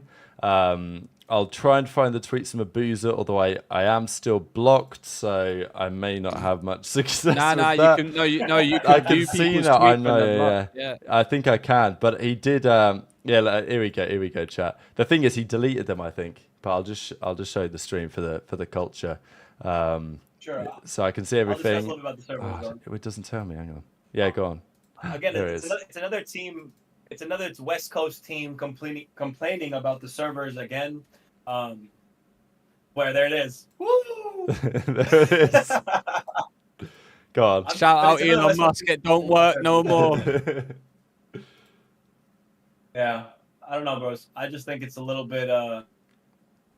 What can we do at this point? It's like beating a dead horse. You're on the West Coast.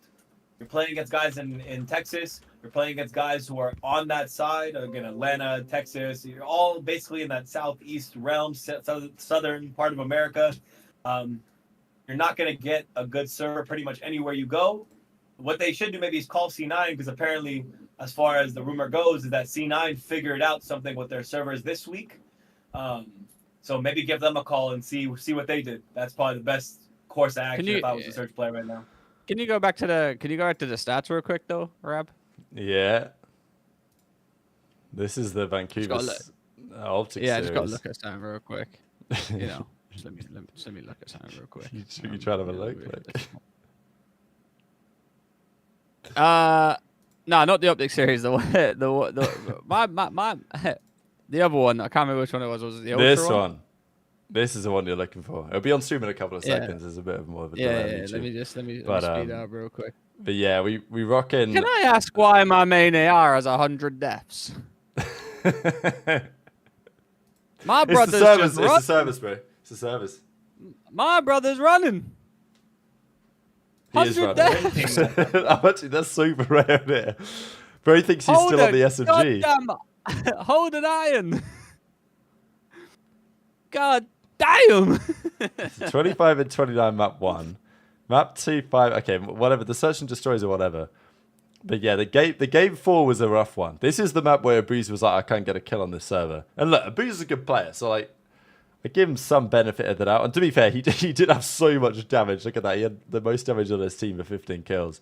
But I mean, still, 15 and 28, he must have been losing 4. Probably not playing the most fundamental card as a main AR. I mean, Insight's the main AR on the other side, 22 and 14. That's pretty much what you expect from your AR on Protocol.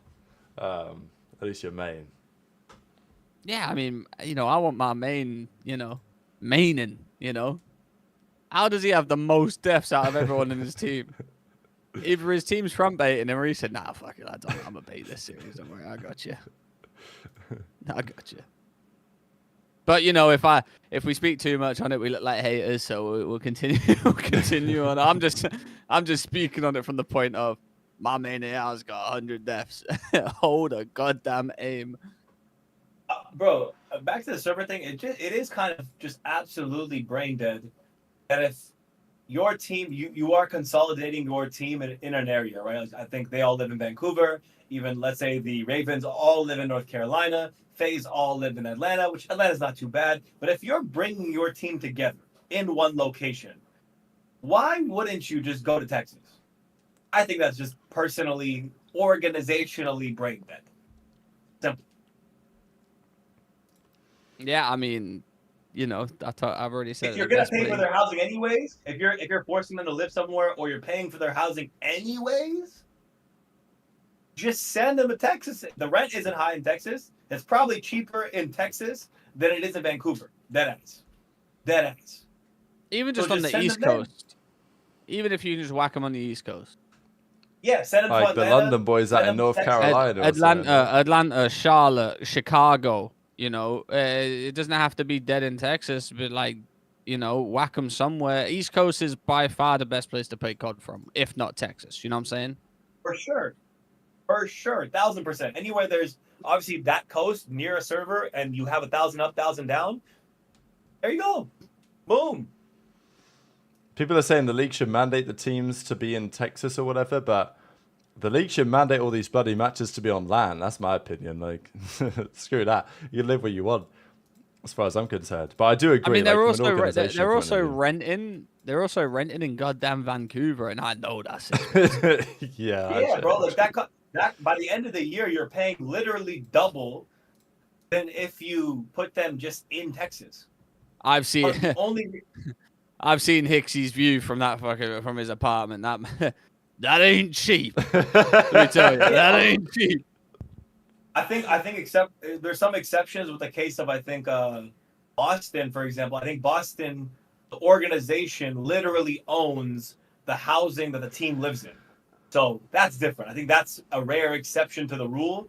But if you're paying regular apartment rent, bro, as an org, you're literally a player and an org. You're just kind of brain dead if you're not putting yourself in the best location to win in an online league, in a 80% online league with minors now that are online as well. It's kind of stupid.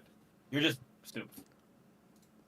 Yeah, I mean, Surge are a weird team though to me, like just on paper. They are, because I don't understand whether they're good or shit. Like, they're somehow in between, and they're like, what? Okay, they're 1 and 3. I thought they were going to be 2. Sometimes maybe good, sometimes maybe shit. Okay. Yeah, and a couple of Game 5 losses to Boston, to Toronto, like sure, but they're competitive in every series. It seems a bit like they play to the level of their opposition though. Like it doesn't seem to matter who they play. They'll be like semi-competitive, but they'll just lose to the better teams. The OpTic series was pretty bad down the line though. Like this map 4. They got ran bad on this one. Like, they literally did get a point. Like, not literally, but you know what I mean. From Hill 6 onwards, OpTic just ran them. We'll talk about OpTic in a second, because they, of course, closed out very impressively with no AG. Also, thank you for the 5, Bomb Ant-Man. Oh, let's go. Didn't see that. I won't be reading the comment, but I'll be reading. Wait, should we not read the comment? Is it readable? I mean, you can if you want. I mean, Read like the first half of it. Sorry, I didn't see this. personally, I just don't. Personally, No, I'm not gonna read it, but like I'll bring it up on stream. But like, all right, there we go. We're moving on. I don't know what you're hearing.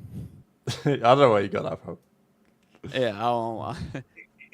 Is this where we've gotten to as with this speculation? Damn, man, y'all are absurd. Y'all are fucking wilding right now. It's crazy. That's a new one I've heard though. So I will run along. Yeah, that's the first. I've not heard that one before. So new speculation. Maybe that's going to be the change of story for the week. But OpTic, they play the week. They get the 2-0 result. They went 1-1 last weekend. This weekend, they beat Surge obviously they beat Gorillas, and then they went on to beat Surge as well. Wasn't clear cut. I mean, the Gorillas series obviously went all the way to the game 5 rounds. Yeah, round 9 in the end. They nearly got reverse swept in this one, but they got away with it. Huke had that stinky map 1. Was bad. I think 16-34 was the same scoreline that Envoy had on that Skyline as well. So, don't know what it is about that, but I mean, it's how it is with it. But you got to look at Dashy Go. You got to look at Dashy Go. And Ace is gonna be like, "Oh, I've been saying he's the best goddamn player." I was about to beat him to it, low key. I was about to beat him to it. Yeah, But I did say that. No. I'm beating him to it. I'm beating him to it. No, beat him. No. You can't. I've got to do it. No. I'm running it up right now. Because I was gassing him before the season started. I was saying that Dashy was the man to look at, and he's still the best player in the game. I'm gonna surprise you. Guys. But Dashy may or may not be the best AR in the world right now. Right, that guy's incredible. He's unbelievable, actually. He's got in Black Ops 6, I don't know if anyone's better, to be honest with you. I mean, you say that, but then next week there'll be another player that's fried, and you'll be like, "Oh, that's my best AR in the world." No, wait. This is cheese. You done that last year. You literally done that last year. No. I did that in specific qualifiers and major stints. However, I've been consistent with Dashy being the best AR. SMGs I've switched up on. Because I said PRED one time, and then I believe I said Shotzi towards the end of the season. But Dashy, I've been pretty straight up about this one. No, you have not. That's bro, you love saying Celium, bro. Oh my god, if Celium actually dropped to 1.3 yesterday against the Falcons. The season, Celium was the GOAT. No, saying that Cell's the best again. I've seen it all before. This guy's a fraud. Listen, one thing I've learned about Ace, and you know this stream, guy he rides the bandwagon. He rides the bandwagon. He rides. Hey, Listen, next week, Dashy could have a 0.9. Cell's got a 1.3. I've been saying this guy is the best AR since the dawn of days. Nah, the true best AR though right now. Dashy at current is the best AR. If Celium ends up at Major 3 becoming the best AR, then yeah, I'm going to switch up because things change. Waves change. People go from best to worst. That's how it happens, man. Get off the sack. All right. Well, we'll say is Dashy's impact has been crazy. I respect the sack. He's playing well. Shut up, Castline. He's back again. Let's go. He's donated $30. Ace is fraudulent. Yeah, for sure. Bang on. Yeah, absolutely. Right. That was worth the super chat. Absolutely. Yeah. And everyone knows the true best men are in the game, and that's none other than Austin/Alinagoat, baby. This guy is back. They said he was washed. They said it was over. They don't know ball. That's what I'm gonna say. And we know he's in the chat right now. We know he's in the chat right now. We know he's there listening. He's been waiting. Just say hi, Austin. We know you're here. Yeah, we know you've been waiting 2 hours. You've probably got us on in the gym right now, just lifting a couple weights, probably getting a bit like gas because we're about to gas you up. But you're all right. You know, I still am praying on your downfall, Austin. I can't let Gwyn take my reins. You know, I'm trying to go up in the rafters. I'm trying to ball up top, as some people say. But listen, you know, we said it from day one. This in my opinion, this Ravens team was definitely a dark horse team. It was either going to go super bad or super well, and look what Austin's doing. It's great to see him back. You know, we always I've been a big fan of Austin. You know, nicknamed Thanos. That goes so hard, by the way. When he's actually good, that goes so hard. And he's 30 years old. Wow. Come on now, what other 30-year-old do you know is doing it like him? You know, when I was 25, they called me too old. But no, listen, the team's doing great. You know, their S&D. You know, it's good to see, and you know, Gwyn is frying. By the way, yeah, Slasher is getting a lot of credit, but wow, Gwyn is next level. I actually, to be fair, last year I had my questions on Gwyn a little bit. I know that Ace was gassing him up all the time. I still rated Gwyn, but I thought like LAN online, like, you know, Ace was gassing him. I see the vision. To be fair, I see the vision under Slasher. No disrespect to Clay, but I know there was a lot of talk last year that, like, imagine you put TJ and Gwyn play on this with like different AR. I mean, what are we seeing, right? Slasher comes into this game, obviously super motivated, good on trade games in general, and has been showing up big time so far. It's interesting that Shotzi said in scrims that they've been pissing on Ravens, but yet in the matches they play really good stuff. And obviously, you'd expect it to be their search and destroy getting them over the line, right? You'd expect Game 5 team maybe. But that's not what we're seeing, Ace. I mean, they're just pissing on every one of the respawns as well. Yeah, you guys are forcing me to say it, but Slasher might be the best AR in the CWL this year, guys. You might be forcing me to say it, honestly. I didn't want to do this to you guys, but for real, though. But it really is an amazing revenge tour out of Austin. I'm really, really happy to see that he's coming in like this and proving that, you know, it was really a poor decision by Boston to let him go and make him sit out for a year. I'm sure that's his blood's been boiling just watching everyone else play. Doubts coming, you know, people coming for him, telling him to retire. A lot of crap talk. Not on this show though. The gas has been mighty high even while he's been out.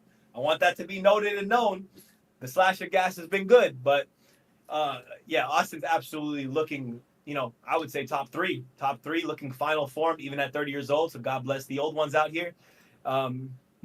Moreover, I want to give a lot of credit, and again, thank you, Rav, for acknowledging the Gwyn train, the Gwyn wave I've been on for a while as well. I'm not going to say he is this second the best player, but going from a rookie to what he is doing right now, with I think he's the top KD in the game right now, top overall in the game right now. He's proving to people, I think, with a great system of having, you know, vets on his team, guys who've been there, done that with some of the best, Vivid included, Vivid, Slasher, TJ, guys who've been around the scene for a long time, really allowing him to go free, you know, be in a good system. I think Gwyn is definitely a very, very, very, very scary player to play against. He's always making the right play. He's always heads up. And in this game, that lets you make a lot of, you know, there's 5 entryways, 6 entryways to a hard point. He's always dangerous on the flank. He seems like his timings are prime time. So, yeah, Gwyn is the player to look at, man. He could be someone that's sneaking up into the top 5, top 3 player in the league that you want to keep your eye on. Hopefully it continues, and hopefully on LAN, he's the same player that we're seeing now. That's my point. Last year, he wasn't very good on LAN. We know he's a good player, but you know, I don't know whether it's nerves or the team just didn't play the same on LAN or anything like that, but this is his time to this will be the good year for him to actually take over on LAN. He's dropping, you know, the 4-0 right now. He's got a 1.33 KD overall. That's not something to like just take lightly. Those are superstar stats. If he continues this on LAN, this Ravens team is going to be so scary, and they would be the definition of dark horse, and they could put, like, you know, taking it. They keep pushing the way they are. They could definitely take Major 1. You know, I don't see that being, you know, an issue at all between any of us agreeing with that at all. I mean, they're your number 1 seed as it stands, and I think, yes, their respawn's been very good, but fundamentally, this Ravens team can beat anyone in the league in a game 5 fashion. Like, they're always going to back themselves in that situation as well. Like, there's no time you're going to get to a game 5 against Ravens and you can be comfortable that you're going to win the series. I mean, it happened yesterday against Cloud9, right? I mean, obviously we'll talk about Cloud9 in some more detail. I definitely want to talk about Cloud9 in some more detail. Don't worry about that. But look, they go into yesterday's series, they go up 2-0 and they get reverse swept by the Ravens emphatically in the respawns. Then they just come in and handle business in the game 5 Surge. TJ goes 12-3 for the dub. He kills Quinn, I think, or Vivid or whatever it was, with his own cruise missile thing. Doesn't matter. It still gets the job done. So yeah, Ravens incredibly impressive. There was always going to be one team that's like a dark horse. Obviously, we talked about a couple. Ravens are a decent option. I thought Miami could be a decent option too, but they just can't win a search, whereas Ravens obviously can. Shout out Viper and all the guys hitting the donos. We appreciate all of you. Do we call or do we consider Toronto a dark horse team, or do we not consider them one? It's a good question because Toronto on paper, like, I mean, I think the ballpark has changed to some degree because I think Toronto going into the season were like kind of expected to be 4th best, maybe with intentions to get better. I think the league is now more open than that, but I think Toronto probably fall into the category still. I mean, that's why I was wondering if what, we as a consider them dark now, horse? seeing them top 4. Depends where You they think play, Toronto's whether a they're dark horse horse? or not. No. I said coming into the season, I think we had Toronto being one of our dark horse teams, and the disagreement was you said they would be top 4, whereas I said they would be dark horse. That's what I'm seeing, like what the thought is now.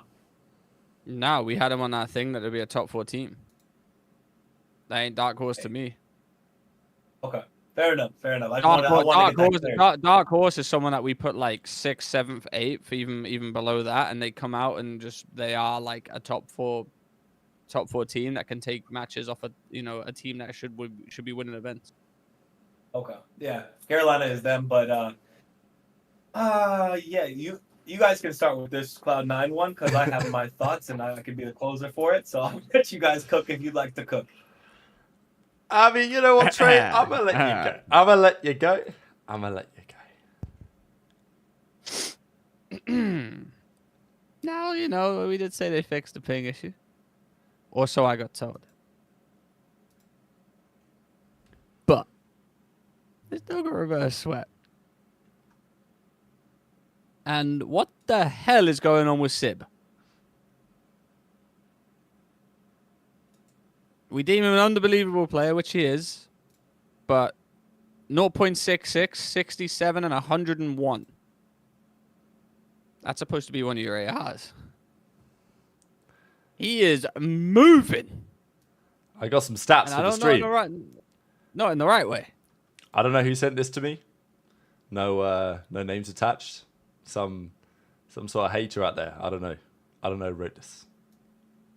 Some sort of hater out there. Damn, bro, that's crazy, right? Those numbers are. Now, is it online? Is it from where he's playing from? It can't be where he's playing from. They all play from the same place. Is it ping issues? Or maybe that. Or is he just getting slammed? I don't know. Grab any thoughts before I decide to go?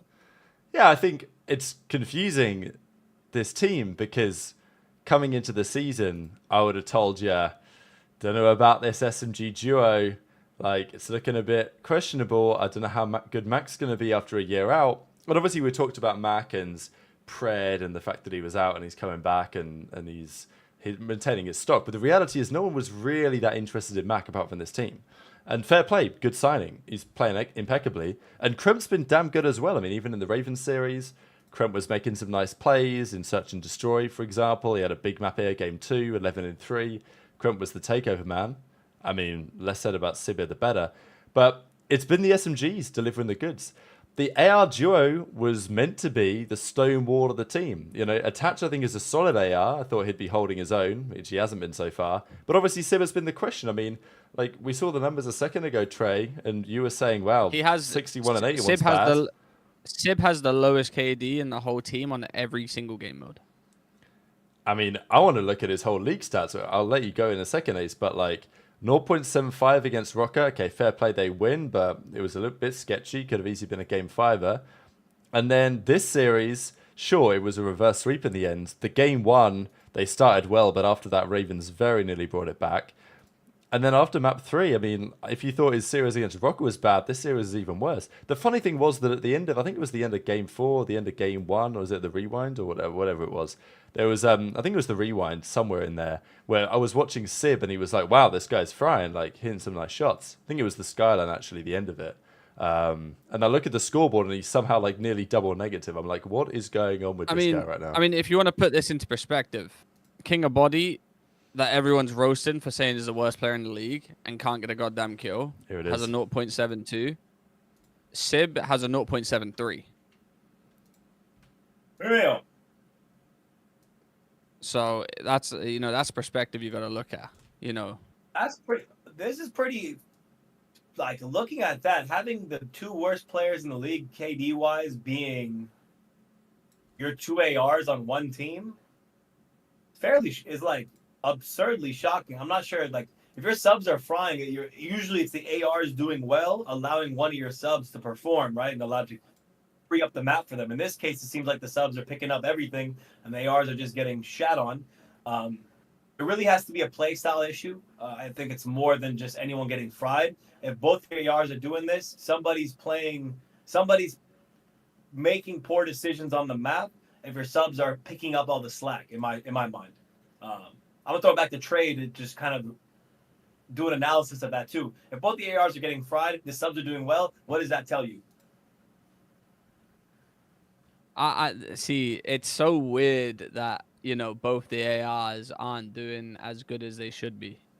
Right. You always look at AR players; they should always be like a consistent one, or like if your team's getting slammed, you'd always hope that your AR's not getting slammed and your subs getting slammed, so you can work on that aspect.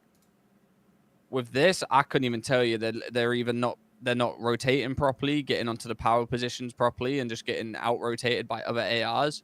Simply could just be getting gunned. But it's kind of scary that Sib and Attach are in the same ballpark as KD wise, especially like they're next to each other. It could be, you know, maybe Sib's getting slammed one map, then Attach has to take over where he should be, where you know he's probably trying to play 2 places at once because, you know, Sib can't get the kill there, and then vice versa. It's a scary time to be C9. And at the start of the year, we said, you know, I had my doubts about the sub duo. I even said, the AR duo is no issue for me. They're going to get kills. They ain't getting kills. So Is it this another question is for the you? scariest thing. Sorry. Another question for you in terms of just playing on servers and stuff like that. If you're lagging, let's say with ping issues and such, is it harder for the AR to get a kill lagging, or is it harder for a sub to get a kill lagging? Well, this is my thing. You know, you would think your sub players have it harder because they got to run into a goddamn gunfight versus people that are, you know, if there's ping issues, they're running into a goddamn close range gunfight. I think simply with the way this is working right now, I think they're not working well together. I don't think they're rotating to power positions properly. Even as an AR on bad ping, if you rotate to a godheady but before the other AR, you should get that goddamn kill. It don't matter any time, day, or week it is. I could play from Europe to NA, and if I make it to a power play, if I make it to a power heady before the other AR, let's say I'm playing against Scrap. I'm on a godheady. I got 98 ping. I'm playing East Coast. He's got 20 ping playing from Texas. I should still win that gunfight every day of the week. Okay. Yeah, just want to take it from, you know, I have my players telling me things and such, but I want to get it firsthand from you to hear what you think about it. I personally think, yeah, again, I think it's play styles of 2 ARs, Sib and Attach, who are, I'm not going to say they're the same type of player, but in a game that's so small, and I know we love to call Attach slow in general, but in this type of game, you can't really be slow necessarily. So I think it's 2 players who have kind of differing play styles clashing in a way. I hope they resolve it. I think Lamar's the guy, the coach, to kind of get them in line in a sense. But it's scary scenes for C9. Again, first team to get reverse sweep, underperforming what their expectations are, And the AR, everyone, we said, talk about the sub duo was supposed to be the problem. Instead, the AR duo is underwhelming, and the sub duo is actually frying. They're actually playing pretty well. And I think Mac might be people's, maybe for me, maybe I'm top 3 most surprising players to go from a year off to now actually frying. I think a lot of people, I think Mac deserves a lot of credit. I will say that's like the one kind of highlight that if the AR duo can get it together, if one of them can get it together, this team is really good. AR's one of them needs to shoot back, and all of a sudden you got 2 subs who are performing well, an AR that's performing good, and the other guy needs to just kind of glue it together, and you have a good team. The beard might need to go, to be fair, but I will say, from accuracy side, it's one of 2 ways to me, because accuracy's been spent in the last few years getting pissed on in the CDL. Maybe that's just part of the setup, you know what I mean? Like, maybe accuracy just sets the team up in a way where the AR just gets slammed. So maybe Lamar deserves a lot of credit because he's been working in a system over the last few years where the ARs are cooked and he's still been putting up 0.85s. And then you got Attach and Sib in an accuracy system getting slammed. So I think Lamar deserves more credit. But look, I mean, to be serious, Sib has got to figure something out. And I know that people have been roasting him, right? Because Sib obviously has been a bit of drama. Obviously, at the end of the day, Cloud9, they chose to keep him over everybody else. They could have decided to keep around Kismet and Skies. That's what they were going to do. They made Sib an RFA. And then they decided to stick with him as the pillar centerpiece of their roster. And he's been their worst player so far. So it's something that he's got to turn around and he's got to turn it around fast. Not that they're going to drop him exactly, but just, you know, Cloud9 could have made a different decision this season and Sib would have been left in an interesting spot. Instead, Sib, in many ways, got pretty lucky with the way that his team was formed. And right now he's not looking so comfortable on the map. So, yeah, lots for Cloud9 to figure out. I think they can do it. I'm not convinced they're ever going to be that good as we weren't before the season. But I guess the good news is that at least there's some positives to take. If you can keep Kremp and Mac playing at this level and the ARs step it up, then they could be a contender to make a Sunday. Right now, it's not looking so likely. The last, I mean, I think this will be the last point. Let's try add something else. Is just big thing with this team is just see what happens on land. Because if you guys get to land and get pissed on, then all the thought of, oh, it's servers and ping and XYZ get thrown out the window, and then some real hard-hitting questions need to be faced. Yeah, I mean, they just don't look good. That's the issue. There's not. Look good. I mean, they get reverse sweep, yeah, whatever like that. You can say what you want, but you know, they just don't look good, which is upsetting to see. They just don't look crazy. You know, they've been getting bodied in most of their series by the Carolina one and the Minnesota one, which we kind of said they should win that anyway, based on team talent. Yeah, it's pretty impressive to be in the 0.7s in every mode. That's actually kind of impressive. Unless you're King of Body, who's probably already got that shit on lock. Well, this is my point. Yeah, everyone's roasting King of Body. You know, someone said in the chat earlier they're going band for band, which is scary considering you look at Sib. Sorry, go ahead. I was gonna say you look at Sib, and you know last year, for example, Ace. You know, even the year before, you look at Sib as a top tier talent, and you know they're close this year on statistics. Yeah, Sib is a guy who's consistently been one of the top damage giver in the last several games in Hardpoint, right? He's been absolutely a menace when it comes to respawn. Generational player when you look at his screen, and then this game comes up and it's as if someone else is holding the controller. So I don't know what the issue is there. I don't know what it is. Again, the fact that it's both the ARs having the issue, I think Attach is a great player who could get his own. I think Dante's definitely a great player that could get his own. So the fact that they're both in the can a little bit here is surprising, concerning, and adds some questions to my head that I think need another couple of weeks to figure out and maybe land to figure out. But it is scary if you are C9 seeing this is your result of your first 2 weeks, first 4 matches. Let's talk about another team. Been looking ass. Not a team I expected. It's going to be Atlanta FaZe. They started off last week 0-2. They went 1-1 this week, so, you know, not the end of the world. But one of those wins was a free dub I'm pretty sure we could have come close to that one if we spawned in with Ronnie or something.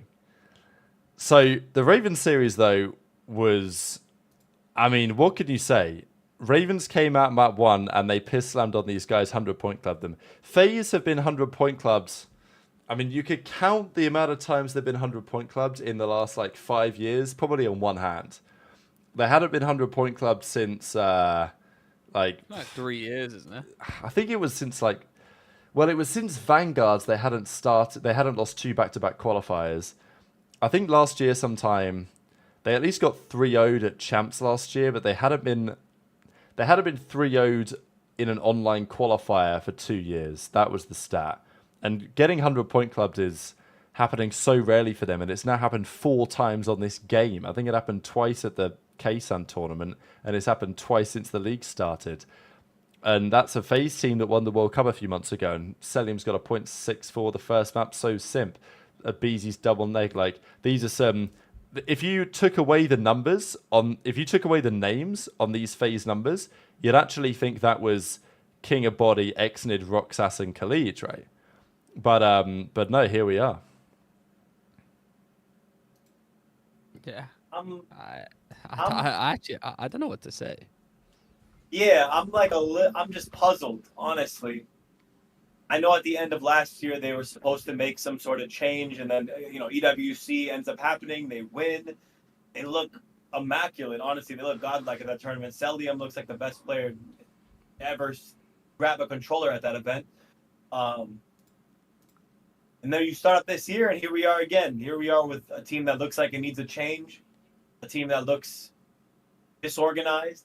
You have glimpses of a Busy looking pretty good, but the team, again, just not looking like the same guys who we know and love as FaZe and the guys who dominate online every year. I'm not sure what the issues are. I think this is something that's kind of not gone under the radar, but no one, because of all the drama that's been happening and some stuff happening, no one's really been picking too much. Why? What's going on here? Why is FaZe underperforming? I think Benjay and Nassim had the closest deep dive into what's happening, but really it is shocking. It's absolutely shocking. Well, they got rid of a bunch of people due to budget cuts, which, that's just CDL life. That's esport life. That's how it is. I know Tupac done a funny tweet saying budget cuts with a GIF, I'm pretty sure, or whatever, how that happens. And I'll find it. Benjay done a deep dive saying, Gersh isn't in a team environment anymore. A bunch of other stuff that happened. Pro O Classic not around, and a lot of that can play a part. He also did say the color of their jerseys, potentially plays an issue. Sometimes Benjay cooks and sometimes he doesn't. And that's why we love Benjay. I couldn't quite tell you what's going on, other than the fact that they just don't look comfortable in this game. Maybe EWC was as you Americans call it, a band-aid over a big wound that maybe they got some bigger issues and they're showing this year. Yeah, it's a scary time to be a FaZe fan because they just don't look good in any game mode, even against Falcons. They lost the control. You look at FaZe, you think FaZe control, you think they should win that 3-0, but they just didn't look good in that either. So it's a scary time to be a FaZe fan, and I'm excited to see how they come back and whatever like that. But you got to think if they have a bad major one, there's a change on the horizon. I don't know who for, but there could be a change. I think this is the point with FaZe, right? They played the World Cup, they won the World Cup. Cell played so well, incredibly fast paced. There is an argument that if Cell tries to do that, it's not going to work quite as well on this game, just because the way that you're seeing some of the other teams work. Obviously, Dashy's basically doing that, though. The thing is with Dashy's numbers is not only does he have the engagements and the KD, but he's also got the hill time to back it up as well. Whereas Celium so far, I'm not just really trying to single out Cell, but how often do you see Cell with numbers like this? I mean, you just don't. And the series he's played so far, 1.05 against Falcons, 0.85 against Ravens, 0.97 against Thieves, 0.94 against Toronto. And it's not like he's flying in terms of Slayer rating. I mean, his Slayer rating's in the 70s and the 80s. So Sel isn't comfortable on the game. Obviously, scrims, though, are still going well because in the coaches poll, pretty much all the coaches had them second or first best team. So they're obviously looking good behind the scenes in practice, but that's always true, certainly for FaZe. And Simp says, we've got to play with more confidence. Scrims don't translate to games. I think my conclusion is, these guys have been teaming together for so long. And I know that there was always been the talk, oh, well, Simp's never going to retire without a BZ and all this stuff. But, like, sometimes things can only last for so long. And for whatever reason, sometimes things just come to a natural end. And I feel like it might be this season with these guys. I'm not saying that necessarily they're going to completely blow it up immediately after Minor 1 or whatever, because the reality is, like, who are you going to sign instead? But I think this could be a sign of things to come for FaZe on the negative end, and just the reality that this league is far more competitive maybe than it's previously been. And I mean, look, FaZe have not been 3-0 for a couple of years. That was a year in which they didn't win a tournament. If they go this year without winning a tournament, there's absolutely no chance they can keep their roster together. There's a guy who's a free agent right now. Now it seems, I don't know, seems like a good fit. Had rumors of him appearing on this team at some point. I don't know if Major One goes a little crazy. May seem like a time to give him a call. I don't know. Maybe I'm just thinking. I have no idea. I don't know who else you would put on this team if after Major One, let's say they don't hit top 6. Let's say they go below that. I don't know who else you can call. I really have no idea who else you can insert on this team. So there's only one guy with the talent level that makes sense. Maybe Illy. I don't know, maybe, but that's still, I feel like, too big of a risk for a team that's so established like this. Bring our cities back. The only man that can save them on a tryout game. That's my goat. He just won a. They won the Challengers Cup. Yep. Bring him back, my guy. Bring him back. I think FaZe, look, they got a dub against Falcons. Like, congratulations. Both the hard points, they absolutely slammed them. King of Body at a 0.5, map 1. He had a 0.68, map 4. Look, we're going to have an uncomfortable conversation about the Falcons team because FaZe did not play. Ina's back with Dylan Rex. Great God. I'm just like, oh my God. Let's go. Ladies and gentlemen, we've been waiting a long time for this, but there she is in the chat. Ina Dog, back in it again. New season, same Ina Dog. New season, same Ina Dog. It is what it is. She has not changed. Welcome back, ladies and gentlemen. Get him in. Right, Trey, what's good? We were just gassing up the classic. How do you react that way? But look, Falcons. They have one good player. It is what it is. No disrespect to your boy Roxas Ace, because maybe you can train him up. Maybe like the more and more he looks like you, the better he's going to get at COD. I don't know what the plan is there. X is pretty good. He can play on a sub. He actually fried on the sub here. Listen, this Kicks guy, he's nice. He's good. He's got something about him. If there's anyone that's staying in the CDL longer than... Listen, if I'm Kicks, and if I could speak Arabic, I'd say this to you. But I'm going to say it in English because that's the only language I know. Learn English the quickest way you can, and you're going to be set because you are a good-ass player. A very good goddamn player, and you can play. You can play.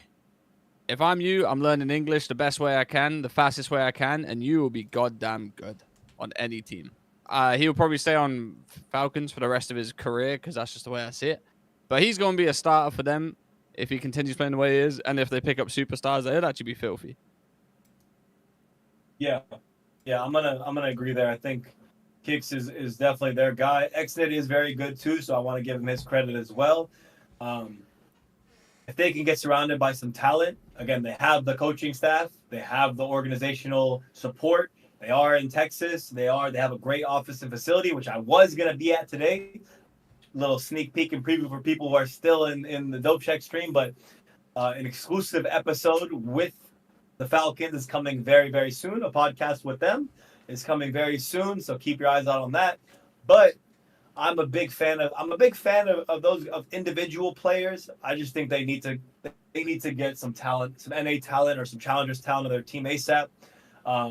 They probably won't. Again, this is a Miami Heretics situation, it seems like, where they're running with only their base players, the guys who have kind of got them to challengers and have stuck with the organization for a while. And I understand that speaks volumes to the loyalty of the org themselves. So I appreciate that. But in time, yeah, definitely learn some English, get some NA guys, and this team will be filthy. I think everything about Falcons is a good home to any. Everyone's looking at Falcons, man. I want to keep this a buck. Behind the scenes, I want to make this clear to everybody and let everyone know that everyone is looking at Falcons. Your favorite player, your favorite superstar, your favorite mid-tier player, everyone's looking at Falcons as a team that they want to be on simply because they're a team that still is invested heavily in COD. They have an office in the central part of Dallas.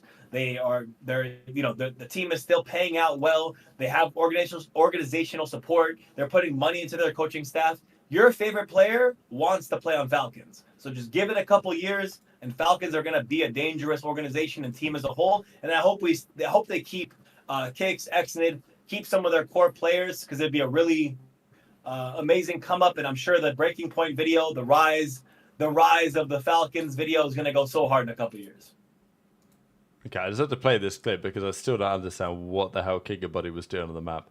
But yeah, look, you're not wrong. Falcons, cool org. I'm sure they got a bright future ahead of them. But we're going to talk about Kigabody, bro. I was watching back in Black Ops 3 when, I don't know what that team was called, Exile 5 or something, out there in Australia. And they were you're the on about the worst Australian team that I've ever seen in my life. Kingabody is up there. Look, I'm sure he's a great guy. He's actually kind of a legendary name in the scene. And honestly, without Kingabody, I want to give him his props. Maybe some of these other guys his team are with wouldn't even be around, because this guy was like the OG Saudi Arabian player. He's been playing for years. He was 1v1ing Illy years ago, playing 1v1 Chals. So I want to give him his props because I think he's been a big impact on that scene. I'm sure he's a sound guy. But as a player, he ain't up to scratch. I genuinely think I'm watching my POV when I watch this guy play some of the time. He might be the worst player we've seen in the CDL. There's some candidates, but wow, this guy is... He is king of booty. I mean, like, I know the poor guys, I'm sure, getting nervous. I know he can play better than this. But, like, man, it has been rough to watch. Is it not, Trey? Does it not get you? I mean, you just cooked the guy. I mean... Not bad, I feel like we just leave it at that, to be honest with you. Great guy. Great guy. He just can't shoot. He can't shoot right now. I've seen him get just like he looks like he's just reacting and not being cerebral or internalizing how to play COD. It's like he's just reacting to his screen and not thinking of the process, the game, what comes next, how to string the moments together to like win a game. He's just literally shooting, running, but not playing down, not like slowing down to really play the game of Call of Duty. That's what it looks like to me. Listen, the nicest way possible, he's running around like a headless chicken. All right, he's running around like Stevie Wonder on the map. No clue what's going on. But let me just say this: it is his first year. You know I love a good Stevie Wonder reference. That was good. About a lot of it was good. It was good. All right. It's his first year. You know, and it's not like he's got a 0.3. He's still competing with like Sib, who's got the similar stats as him.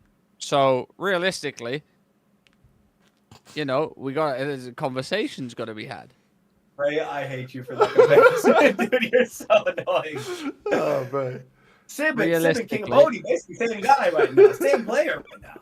Realistically, what narrative we're fighting there's here? There's conversations to be had, Reb. You know, I'm mind blown, bro.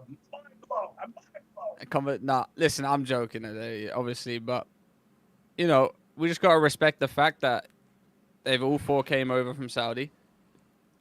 They're in the league. They're playing against some of the best players in the world. And they've kept some of these matches close.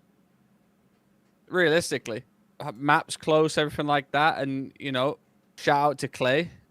Shout out to Lou T. They're standing beside the guys. They know they're in for a tough year. Everyone knows they're in for a tough one.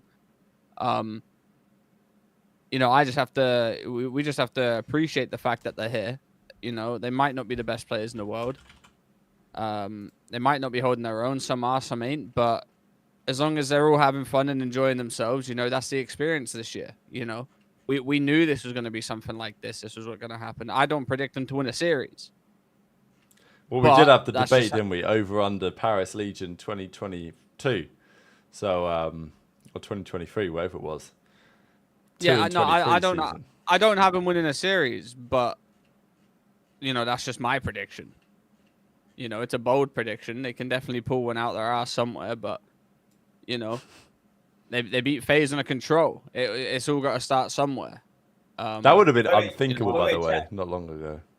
Wait, I want to put this to you guys too, and chat. Put in the chat right now, and also, boys, I want to hear your guys' responses. What do we think they end the major at? Do they get a win? Put it in there. Any wins? 0 and what? Are they just 0 and 8? What do we think? What do we think actually? It's church, bro. What I will say is that when Clay, so after they played their first series, Clay tweeted something about like, we've made so much improvement over the last few days. And look, he might be right about that. But as soon as Clay tweeted that, I was like, somehow these guys just aren't going to improve. Because I've heard that before. I think it was this, right? It was this tweet from Clay. And for some reason, as soon as I read this tweet, I just had a bad feeling about this Falcons team. Because I feel like I've heard Clay say this before about his own teams. And it very rarely works. And I know that like it's easier said than done to make the team take the next level and then get them to execute that. But they get quite close sometimes, and then there's rounds like the round 4 in yesterday's Search and Destroy, the 4th round of the Control, that they should just never lose in a million years and somehow find a way to throw away. Cell just came out of nowhere and just fucking... I mean, I could not believe they lost that. It was unbelievable scenes. And this is what Clay said on the 7th. He was like, the big progress over the last few days, you know, astounding to see the progress. And, like, if anything... Every series they've showed some promise, but every series they've also like either done the same or more heinous decision making than the previous series. I think some people have put it right when they say, look, this isn't, if you want to make this team work, this is not a month-long project, this is a year-long project. And they may not have the patience for that. Well, you got to look forward to next year. You know, that's the thing. That's the thing with this team. You got to look forward to next year. Yeah, I think this team too. Just not the team.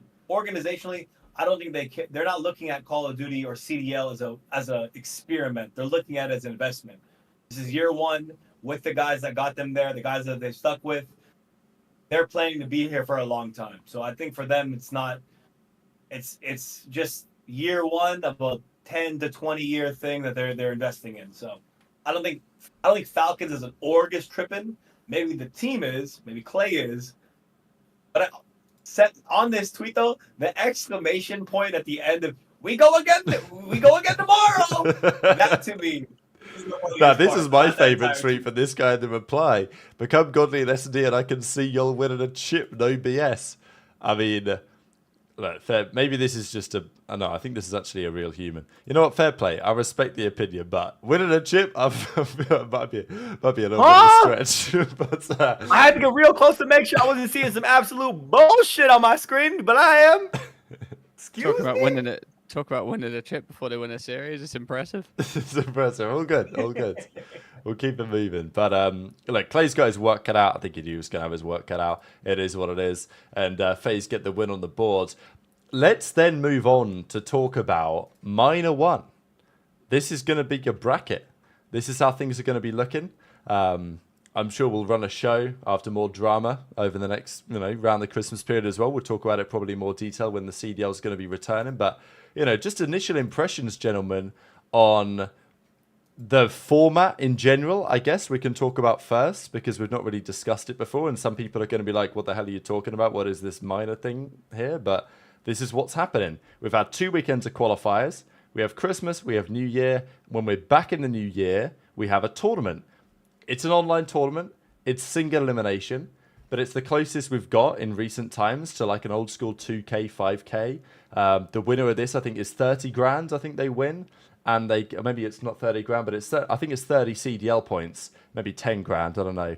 There's some decent prize pool to the winner, and there's some decent CDL points that count towards the champs qualification, but I don't think this counts for seeding for the major. So the seeding for the major is just done on the qualifiers, but it does give you points towards the end of the season. And the 4 teams with a bye are not the 4 teams I'd have expected to have the bye when this, when the season started, I guess. I mean, I saw someone in the chat, W color coordinated tournament. Kind of crazy, right? Actually true. It's wild. Wait, that's actually... Wait, no way. It's perfect. It's literally perfect. Wait, they could not have done it any better than this. That is ludicrous. Fire, right? I didn't even notice that. Visually, Fire. it's a visual hard-on. Let me say, any graphic designer... I'm bricked up right now. Visual boner. We're looking at this. If I stood up right now, we'd get demonetized. I'm just saying. Yeah.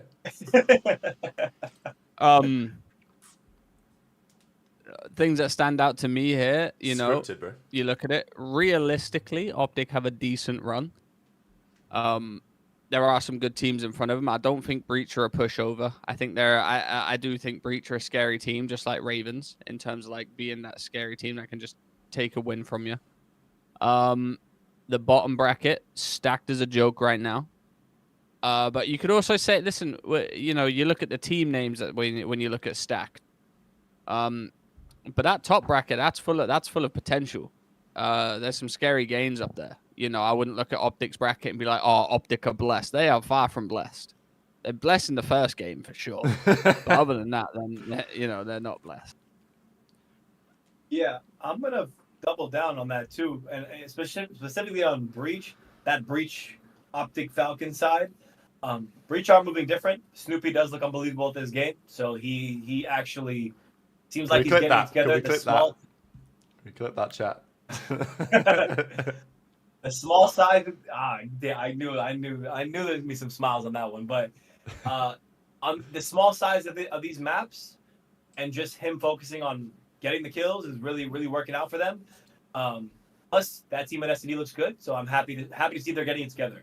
OpTic, if I could make a shock prediction, would be that they lose the Breach in this tournament and then end up getting really far at Major 1, but I think they need to lose Minor 1 to do well in Major 1. Shout out Trey for that setup of things that need to happen. But everything else, C9 might be a shock for some people. I don't know if they're gonna make it past the Ravens. I think they're having too much struggles, and this is an online tournament. FaZe is another big one, but I think Thieves will bop them out. And grand final, are we gonna make some predictions for finals and stuff? Should I wait before I make some predictions, or no? I think we can kind of go through it. I mean, there's some of these teams we haven't talked too much about, like Minnesota Rocker, for example. Nero looked pretty good this week. But again, Rocker, super questionable team to me. They're just not very good as far as I'm concerned, but they still got some wins on the board early doors. General Mates, I think, have been playing better COD than them lately. So they'd probably be my favourites there. But of course, with it being single elim, there's no double elim bracket. If you lose first round, you're top 12. You lose second round, you're top 8, right? I mean, it goes top 8, top 4, top 2, top 1.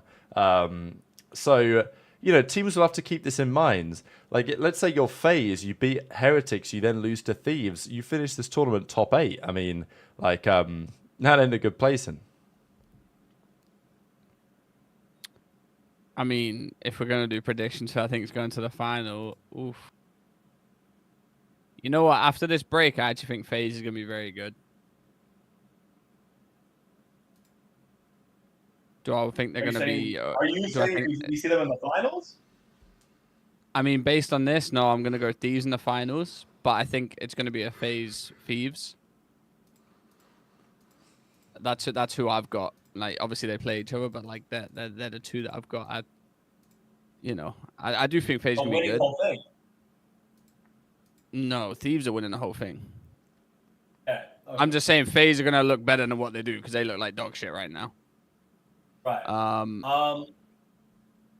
Do I got Okay. OpTic in the final? Nah, I'm going Thieves Ravens.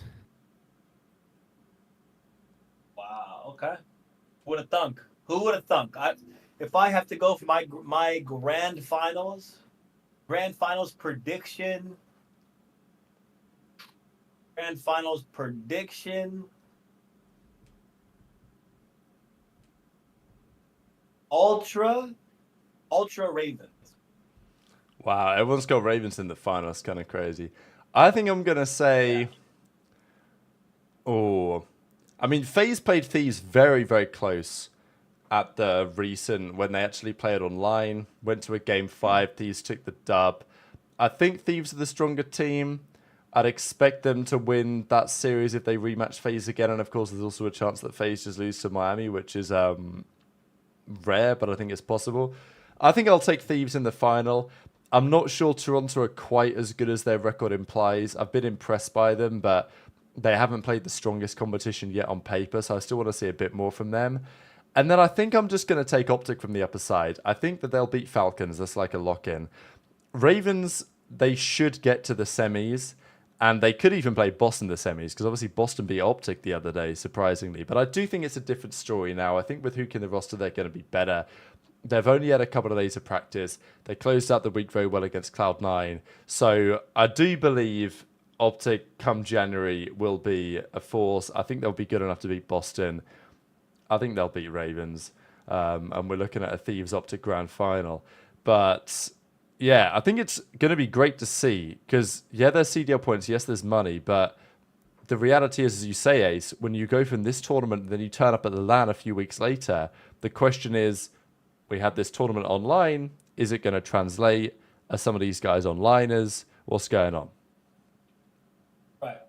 It's a huge discussion, right? Because there's been now we have two teams talking. We have a Surge talking about servers. We have C9 talking about servers. The discussion's kind of growing in that sense. We need to see these teams on LAN. This minor will give us a little bit of it, but realistically, it's just glorified online COD again. I can't wait for Major 1. I can't wait for Madrid to really just see where these teams are, where they're stacked, and actually if some narratives build or some narratives die away.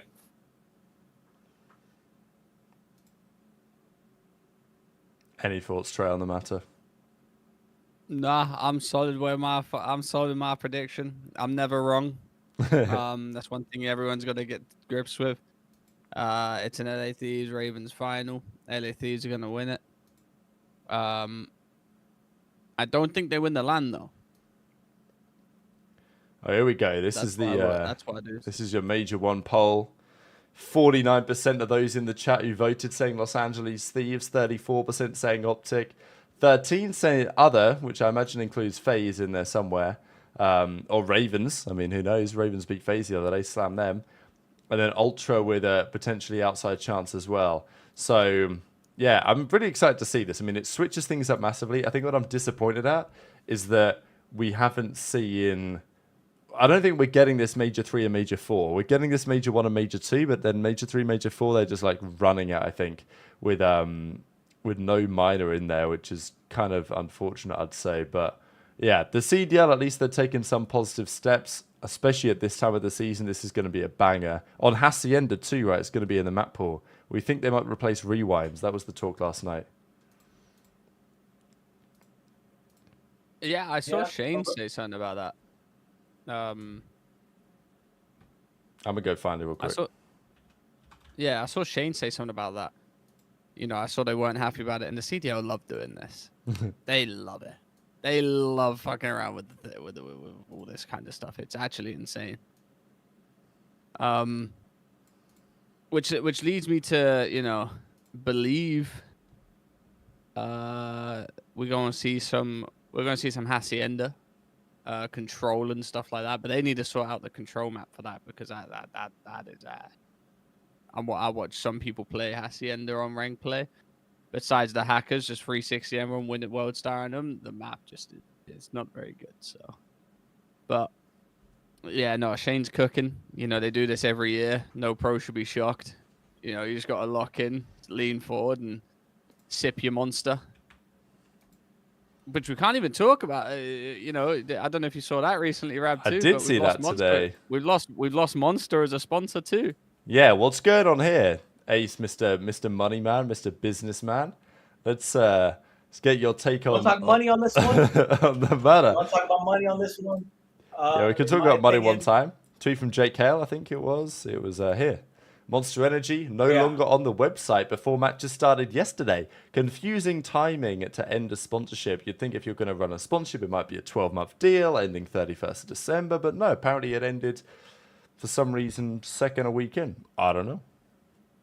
I mean, considering how slow the CDL is to change things up, they could have not been partners with the CDL 6 months ago, and we're just getting the update. It could have happened at the end of the season 6 months ago, and now they've just decided to take it off the website. But I don't know. From a money perspective, I just don't see the return if you're really any organization that's not directly related to COD. Monster, sure. Are you really getting much return with energy drinks from the CDL? I wouldn't think so. That's no offense to the CDL. It's no offense to really anyone. It's just the reality of the fact. I think the investment that they're putting in is not worth the return they're getting out. Very simple economics on that one. It does give room, though. I mean, if the CDL is maybe desperate for some sponsors, if I was another energy drink company, G Fuel, Juvie, and some maybe the Mountain Dew, what is it, Game Fuel? Mountain Dew Amp Game Fuel.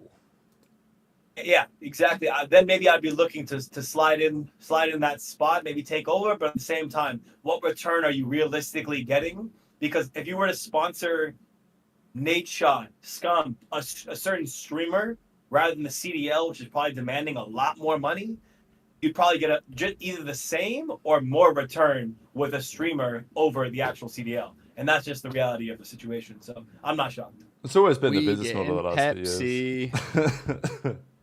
You think we get Pepsi? We partnered with the World Cup. World Cup was sponsored by Pepsi. We getting Pepsi. I mean, you might be. Listen, the Esports World Cup, the Saudi Arabians, they're taking over the fucking esports scene, all right? Whether you like it or not. We're partnered now with the Esports World Cup. They're a sponsor on the goddamn, on the streams, on the CDL streams. They're in, you know, we're getting Pepsi, whether you guys like it or not. I mean, I ain't complaining. You know what I'm saying? Like, you know, I knew that was coming. You know, stock me up. You know what I'm saying? Stock me up. Yeah, hit us up. Honestly, we're cheaper than the CDL, Pepsi. You wanna sponsor the best show in the CDL? You don't have to sponsor the CDL. You can come knock in for me. I'll give you a good deal. Much better deal than the CDL. Like I said, individual content creators of the future, individual shows of the future. Come over to Dope Check. Tac Rap has a beautiful channel every day, putting out videos twice a day. Get the guy a bag, get us a bag, and then. I mean, listen, you just got to look at the future. All right, the future. We've said it since day one when we first saw that the Esports World Cup was a thing, and that, you know, they were inviting, you know, pro teams. They're not here to take part. What's the saying, guys? They're here to take over. And guess what? They're gonna do that. And there's nothing else you can really do about it. You know, we're just enjoy the ride, and it's gonna be good for esports since day one. You know, I'm excited. Yeah, I mean, they have unlimited cash, so that's the reality of the situation. TBH, guys, TBH. I mean, the thing is, they can also use some of these new viewership numbers to bolster their record, right? I mean, this I didn't expect going into the season. Obviously, there's reason for it because Kotaku's streaming the General Mates games and not the other ones, but still kind of wild that this is where the viewership lies. FaZe versus Thieves, probably the biggest match of the season so far. That's 5th most viewed game, 158k across all the streams. Still pretty nice, to be fair, for a season opener online. It's not bad, but it's not quite 200k. A couple of games have got over 200k, both of which were General Mates games. And obviously, Gataga deserves a lot of credit for this, but it's definitely a cool thing for the CDL. And as I say, the CDL can also, I mean, rightly or wrongly, they can go to their sponsors and say, hey, look at all these views we're getting from, not our stream, but whatever. Like, people are still watching. So, put some cash down. And maybe they need to say, look, Gataga, can you stream all of the games, please? Then all of our numbers look really good. But I might not quite hit the same. So, but yeah, it's still kind of crazy, right? I mean, OpTic still on top, but not in the way that we expected, maybe. Dude, for real, if I'm the league, I'm frauding again. I'm taking these Gataga scum numbers to all the advertisers and frauding them the same way they did back in 2019 when the league first started. I'm using all the numbers of every big streamer and saying that's CDL numbers. That's us, baby. That's us, baby. Come on in. I think that's what they should do. Run it up. Get Pepsi. Get Esports World Cup. Get the army back. Get everyone you want, man. Because there's no other way. Otherwise, we're just going to be fully taken over by the Saudis, which is going to happen anyways. WCDL, W fraud. Make it happen. Isn't it more scary that the CDL stream, the mainstream, just gets blown out the water by, I think it is a everyone, concern because, like, the CDL product is actually pretty good. Like, in Valorant, for example, they have the same problem where Tarek is running the show and he's the co-streamer with the most views. But in Valorant, the core stream product, I don't think is actually that good. I don't think the casters are as good as COD anywhere near. I get it, why people watch the other broadcast. But like in CODs, we're becoming pretty reliant on these streamers. Like, if Scump and Gataga turn it off, it's kind of cooked. And it's also a problem, right? Because then the league has to ensure that they maintain the quality of the main broadcast, because otherwise no one's going to watch the main broadcast. I usually do watch the main broadcast, I'd say, compared to the watch I parties. just have it on, just on mute. You know what I'm saying? Just on the side. Exactly. Now, that's not saying I don't like listen to the cast or anything like that. It's just how I'll look at a game. My thing is, Zuma, Scump, Gataga, the 3 main ones that, do the watch parties. Let's say they have a collective 130k, 140k people watching their streams. If all 3 of them took a weekend off, does that mean the mainstream goes up to 150k? Hell no. That means that motherfucker goes to 35k instead of 30k. Now that's the thing that scares me the most. And Nade shot too, yeah, my bad. I don't know, does Nade watch the whole games or just LA Thieves games though? That's what I'm saying. I know Gataga doesn't watch the whole thing. Actually a good point though. I really wonder if there was a weekend where they just turned off their stream, they just decided to veto or rebel against the COD scene, turned off their streams. Would COD go up or would it go down? We'll go up a little bit for sure. But would they break 100K? I think that's a question that I don't know if we'll ever get the answer to, because I don't know when they would have their streams off. But I don't know. It's an interesting thought. It's a little interesting thought experiment to see whether we'd break 100,000 per match or it would go down to like the same number or maybe a 10,000 higher, maybe. I mean, I've got the answer for you. We wouldn't get 100K. We'd go up to like 35, 40K. And then it would just continue to go down and go down, which it's a good thing that we still have those prominent players and content creators and people that want to watch those people to bring light to the CDL. I just don't feel like anyone's interested in the CDL. They're more interested about the streamer, which is still cool, but it's what happens. Shout out Jake Maverick in the chat, putting in work. Yeah, just tying back to the same point of, again, if I'm any single company investing in the individual there in that sense, the streamer, why would I invest in the CDL when I could, for a fraction of the price, go for Gotaga, Scump, Zuma, and literally hit the exact audience that I want to hit more directly. It literally makes no sense. It's just like an esports problem in general, really. And it will be a sports problem soon enough as well. But it's just the nature of things in esports that these competitive leagues are kind of, it's difficult to justify. In the same way that it's difficult to justify, like, why would I put my logo on a team jersey when I can just go to that player on their stream and get more return on investment just sponsoring their broadcast, right? It's a strange one. You know what? I will say this, though. It's more entertaining to watch 4 guys in a room watch COD and just ramble about like just random stuff than watch a main broadcast. That's why Zuma streams funny. I mean, fuck it. Like, let's just gas ourselves up. That's why we have a couple thousand sometimes when we do our watch parties, because we have a fun time whilst watching the games. It's more natural. I feel like if you don't care about watching other people, or like you're just there strictly to watch the games, you'll watch those. But if you want a fun time, if you want a bit of like, joking and a laugh here and there, you'll watch other streamers. Scump's got Methods and Embos. Those guys are funny as fuck. You got Zuma, who's got Benjay. That guy's funny by himself. I'd watch Benjay watch paint dry. I can't really discredit the streams that much on how much it would ruin the CDL, but, I would like to see the CDL have a few more viewers. One final question, gentlemen, before we close out the show. Been going nearly 2.5 hours. I think it's about 2.5 hours now with the actual show being live. Been an insane show. Thanks, everyone, for tuning in today. In terms of shows that we've done live, probably been the best one, certainly that we've done on YouTube. Of the actual Dope Chick episodes, of course, we had a killer watch party back at the World Cup that you guys were in attendance for. The final question to you guys in the chat, and of course live here joining me as well, is how long is Huke going to be on this OpTic team for now? It's the big question of the day. It rounds off the whole episode. We started talking about PRED, we talked about OpTic, we talked about the matches.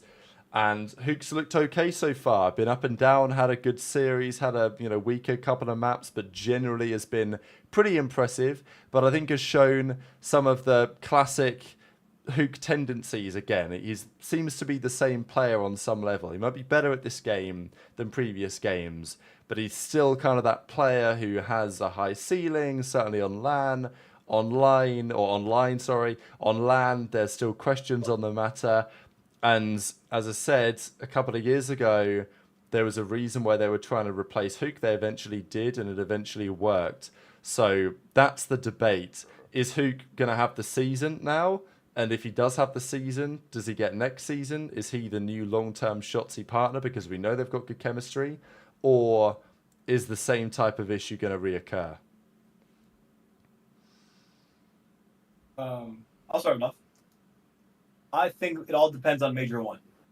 Major 1 really is the litmus test to see if Kyler is going to remain on this team. If he performs well, OpTic get top 2, even third is a little bit of a stretch, but if they get first or second, he'll stick around and they'll keep running with him. If he doesn't, I'm really, really leaning on the idea, as crazy as you guys think it is, or maybe the chat thinks it is, that we see PRED back in the lineup if they don't perform well in Major 1.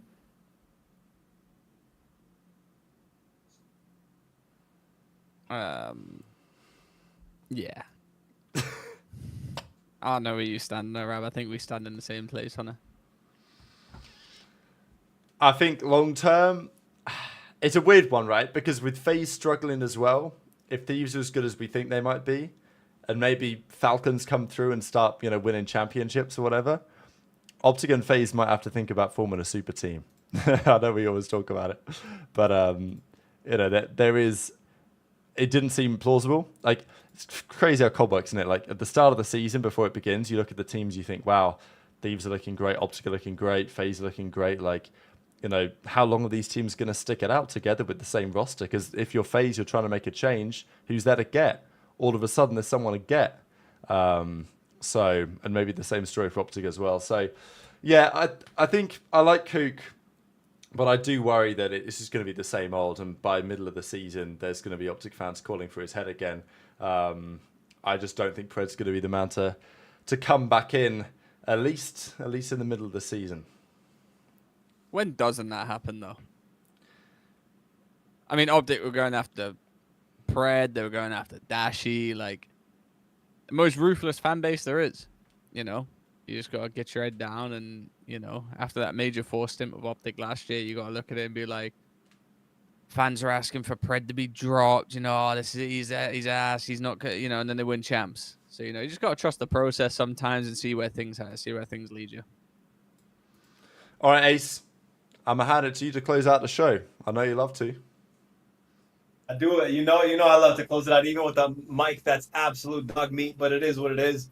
As one of our best combo shows, we appreciate the support. Moving over to YouTube, it was kind of a question mark whether would it be this packed and everyone would show up, but you guys really did show up unbelievably. So thank you for Friday's pre-show that we did that went crazy, and today for going absolutely crazy in the chat. Thank you for the super chatters, for the new subs, everyone watching. We know you guys love the drama. You know you love the conversations and everything else. Friday, we will be back with another pre-show for these. There ain't no matches this Friday, so we won't be back for a pre-show. We'll be back next year for a pre-show. You're done for Minor 1. My bad, guys. Minor 1 will be back, but next week we'll be back with another Dope Check episode. But again, we cannot thank you guys enough for the amount of love that this episode and the last couple have been going crazy. So thank you so much. This is unbelievable. We love you guys, and we will see you guys very soon. Dope Check episode 41 next week. We're out.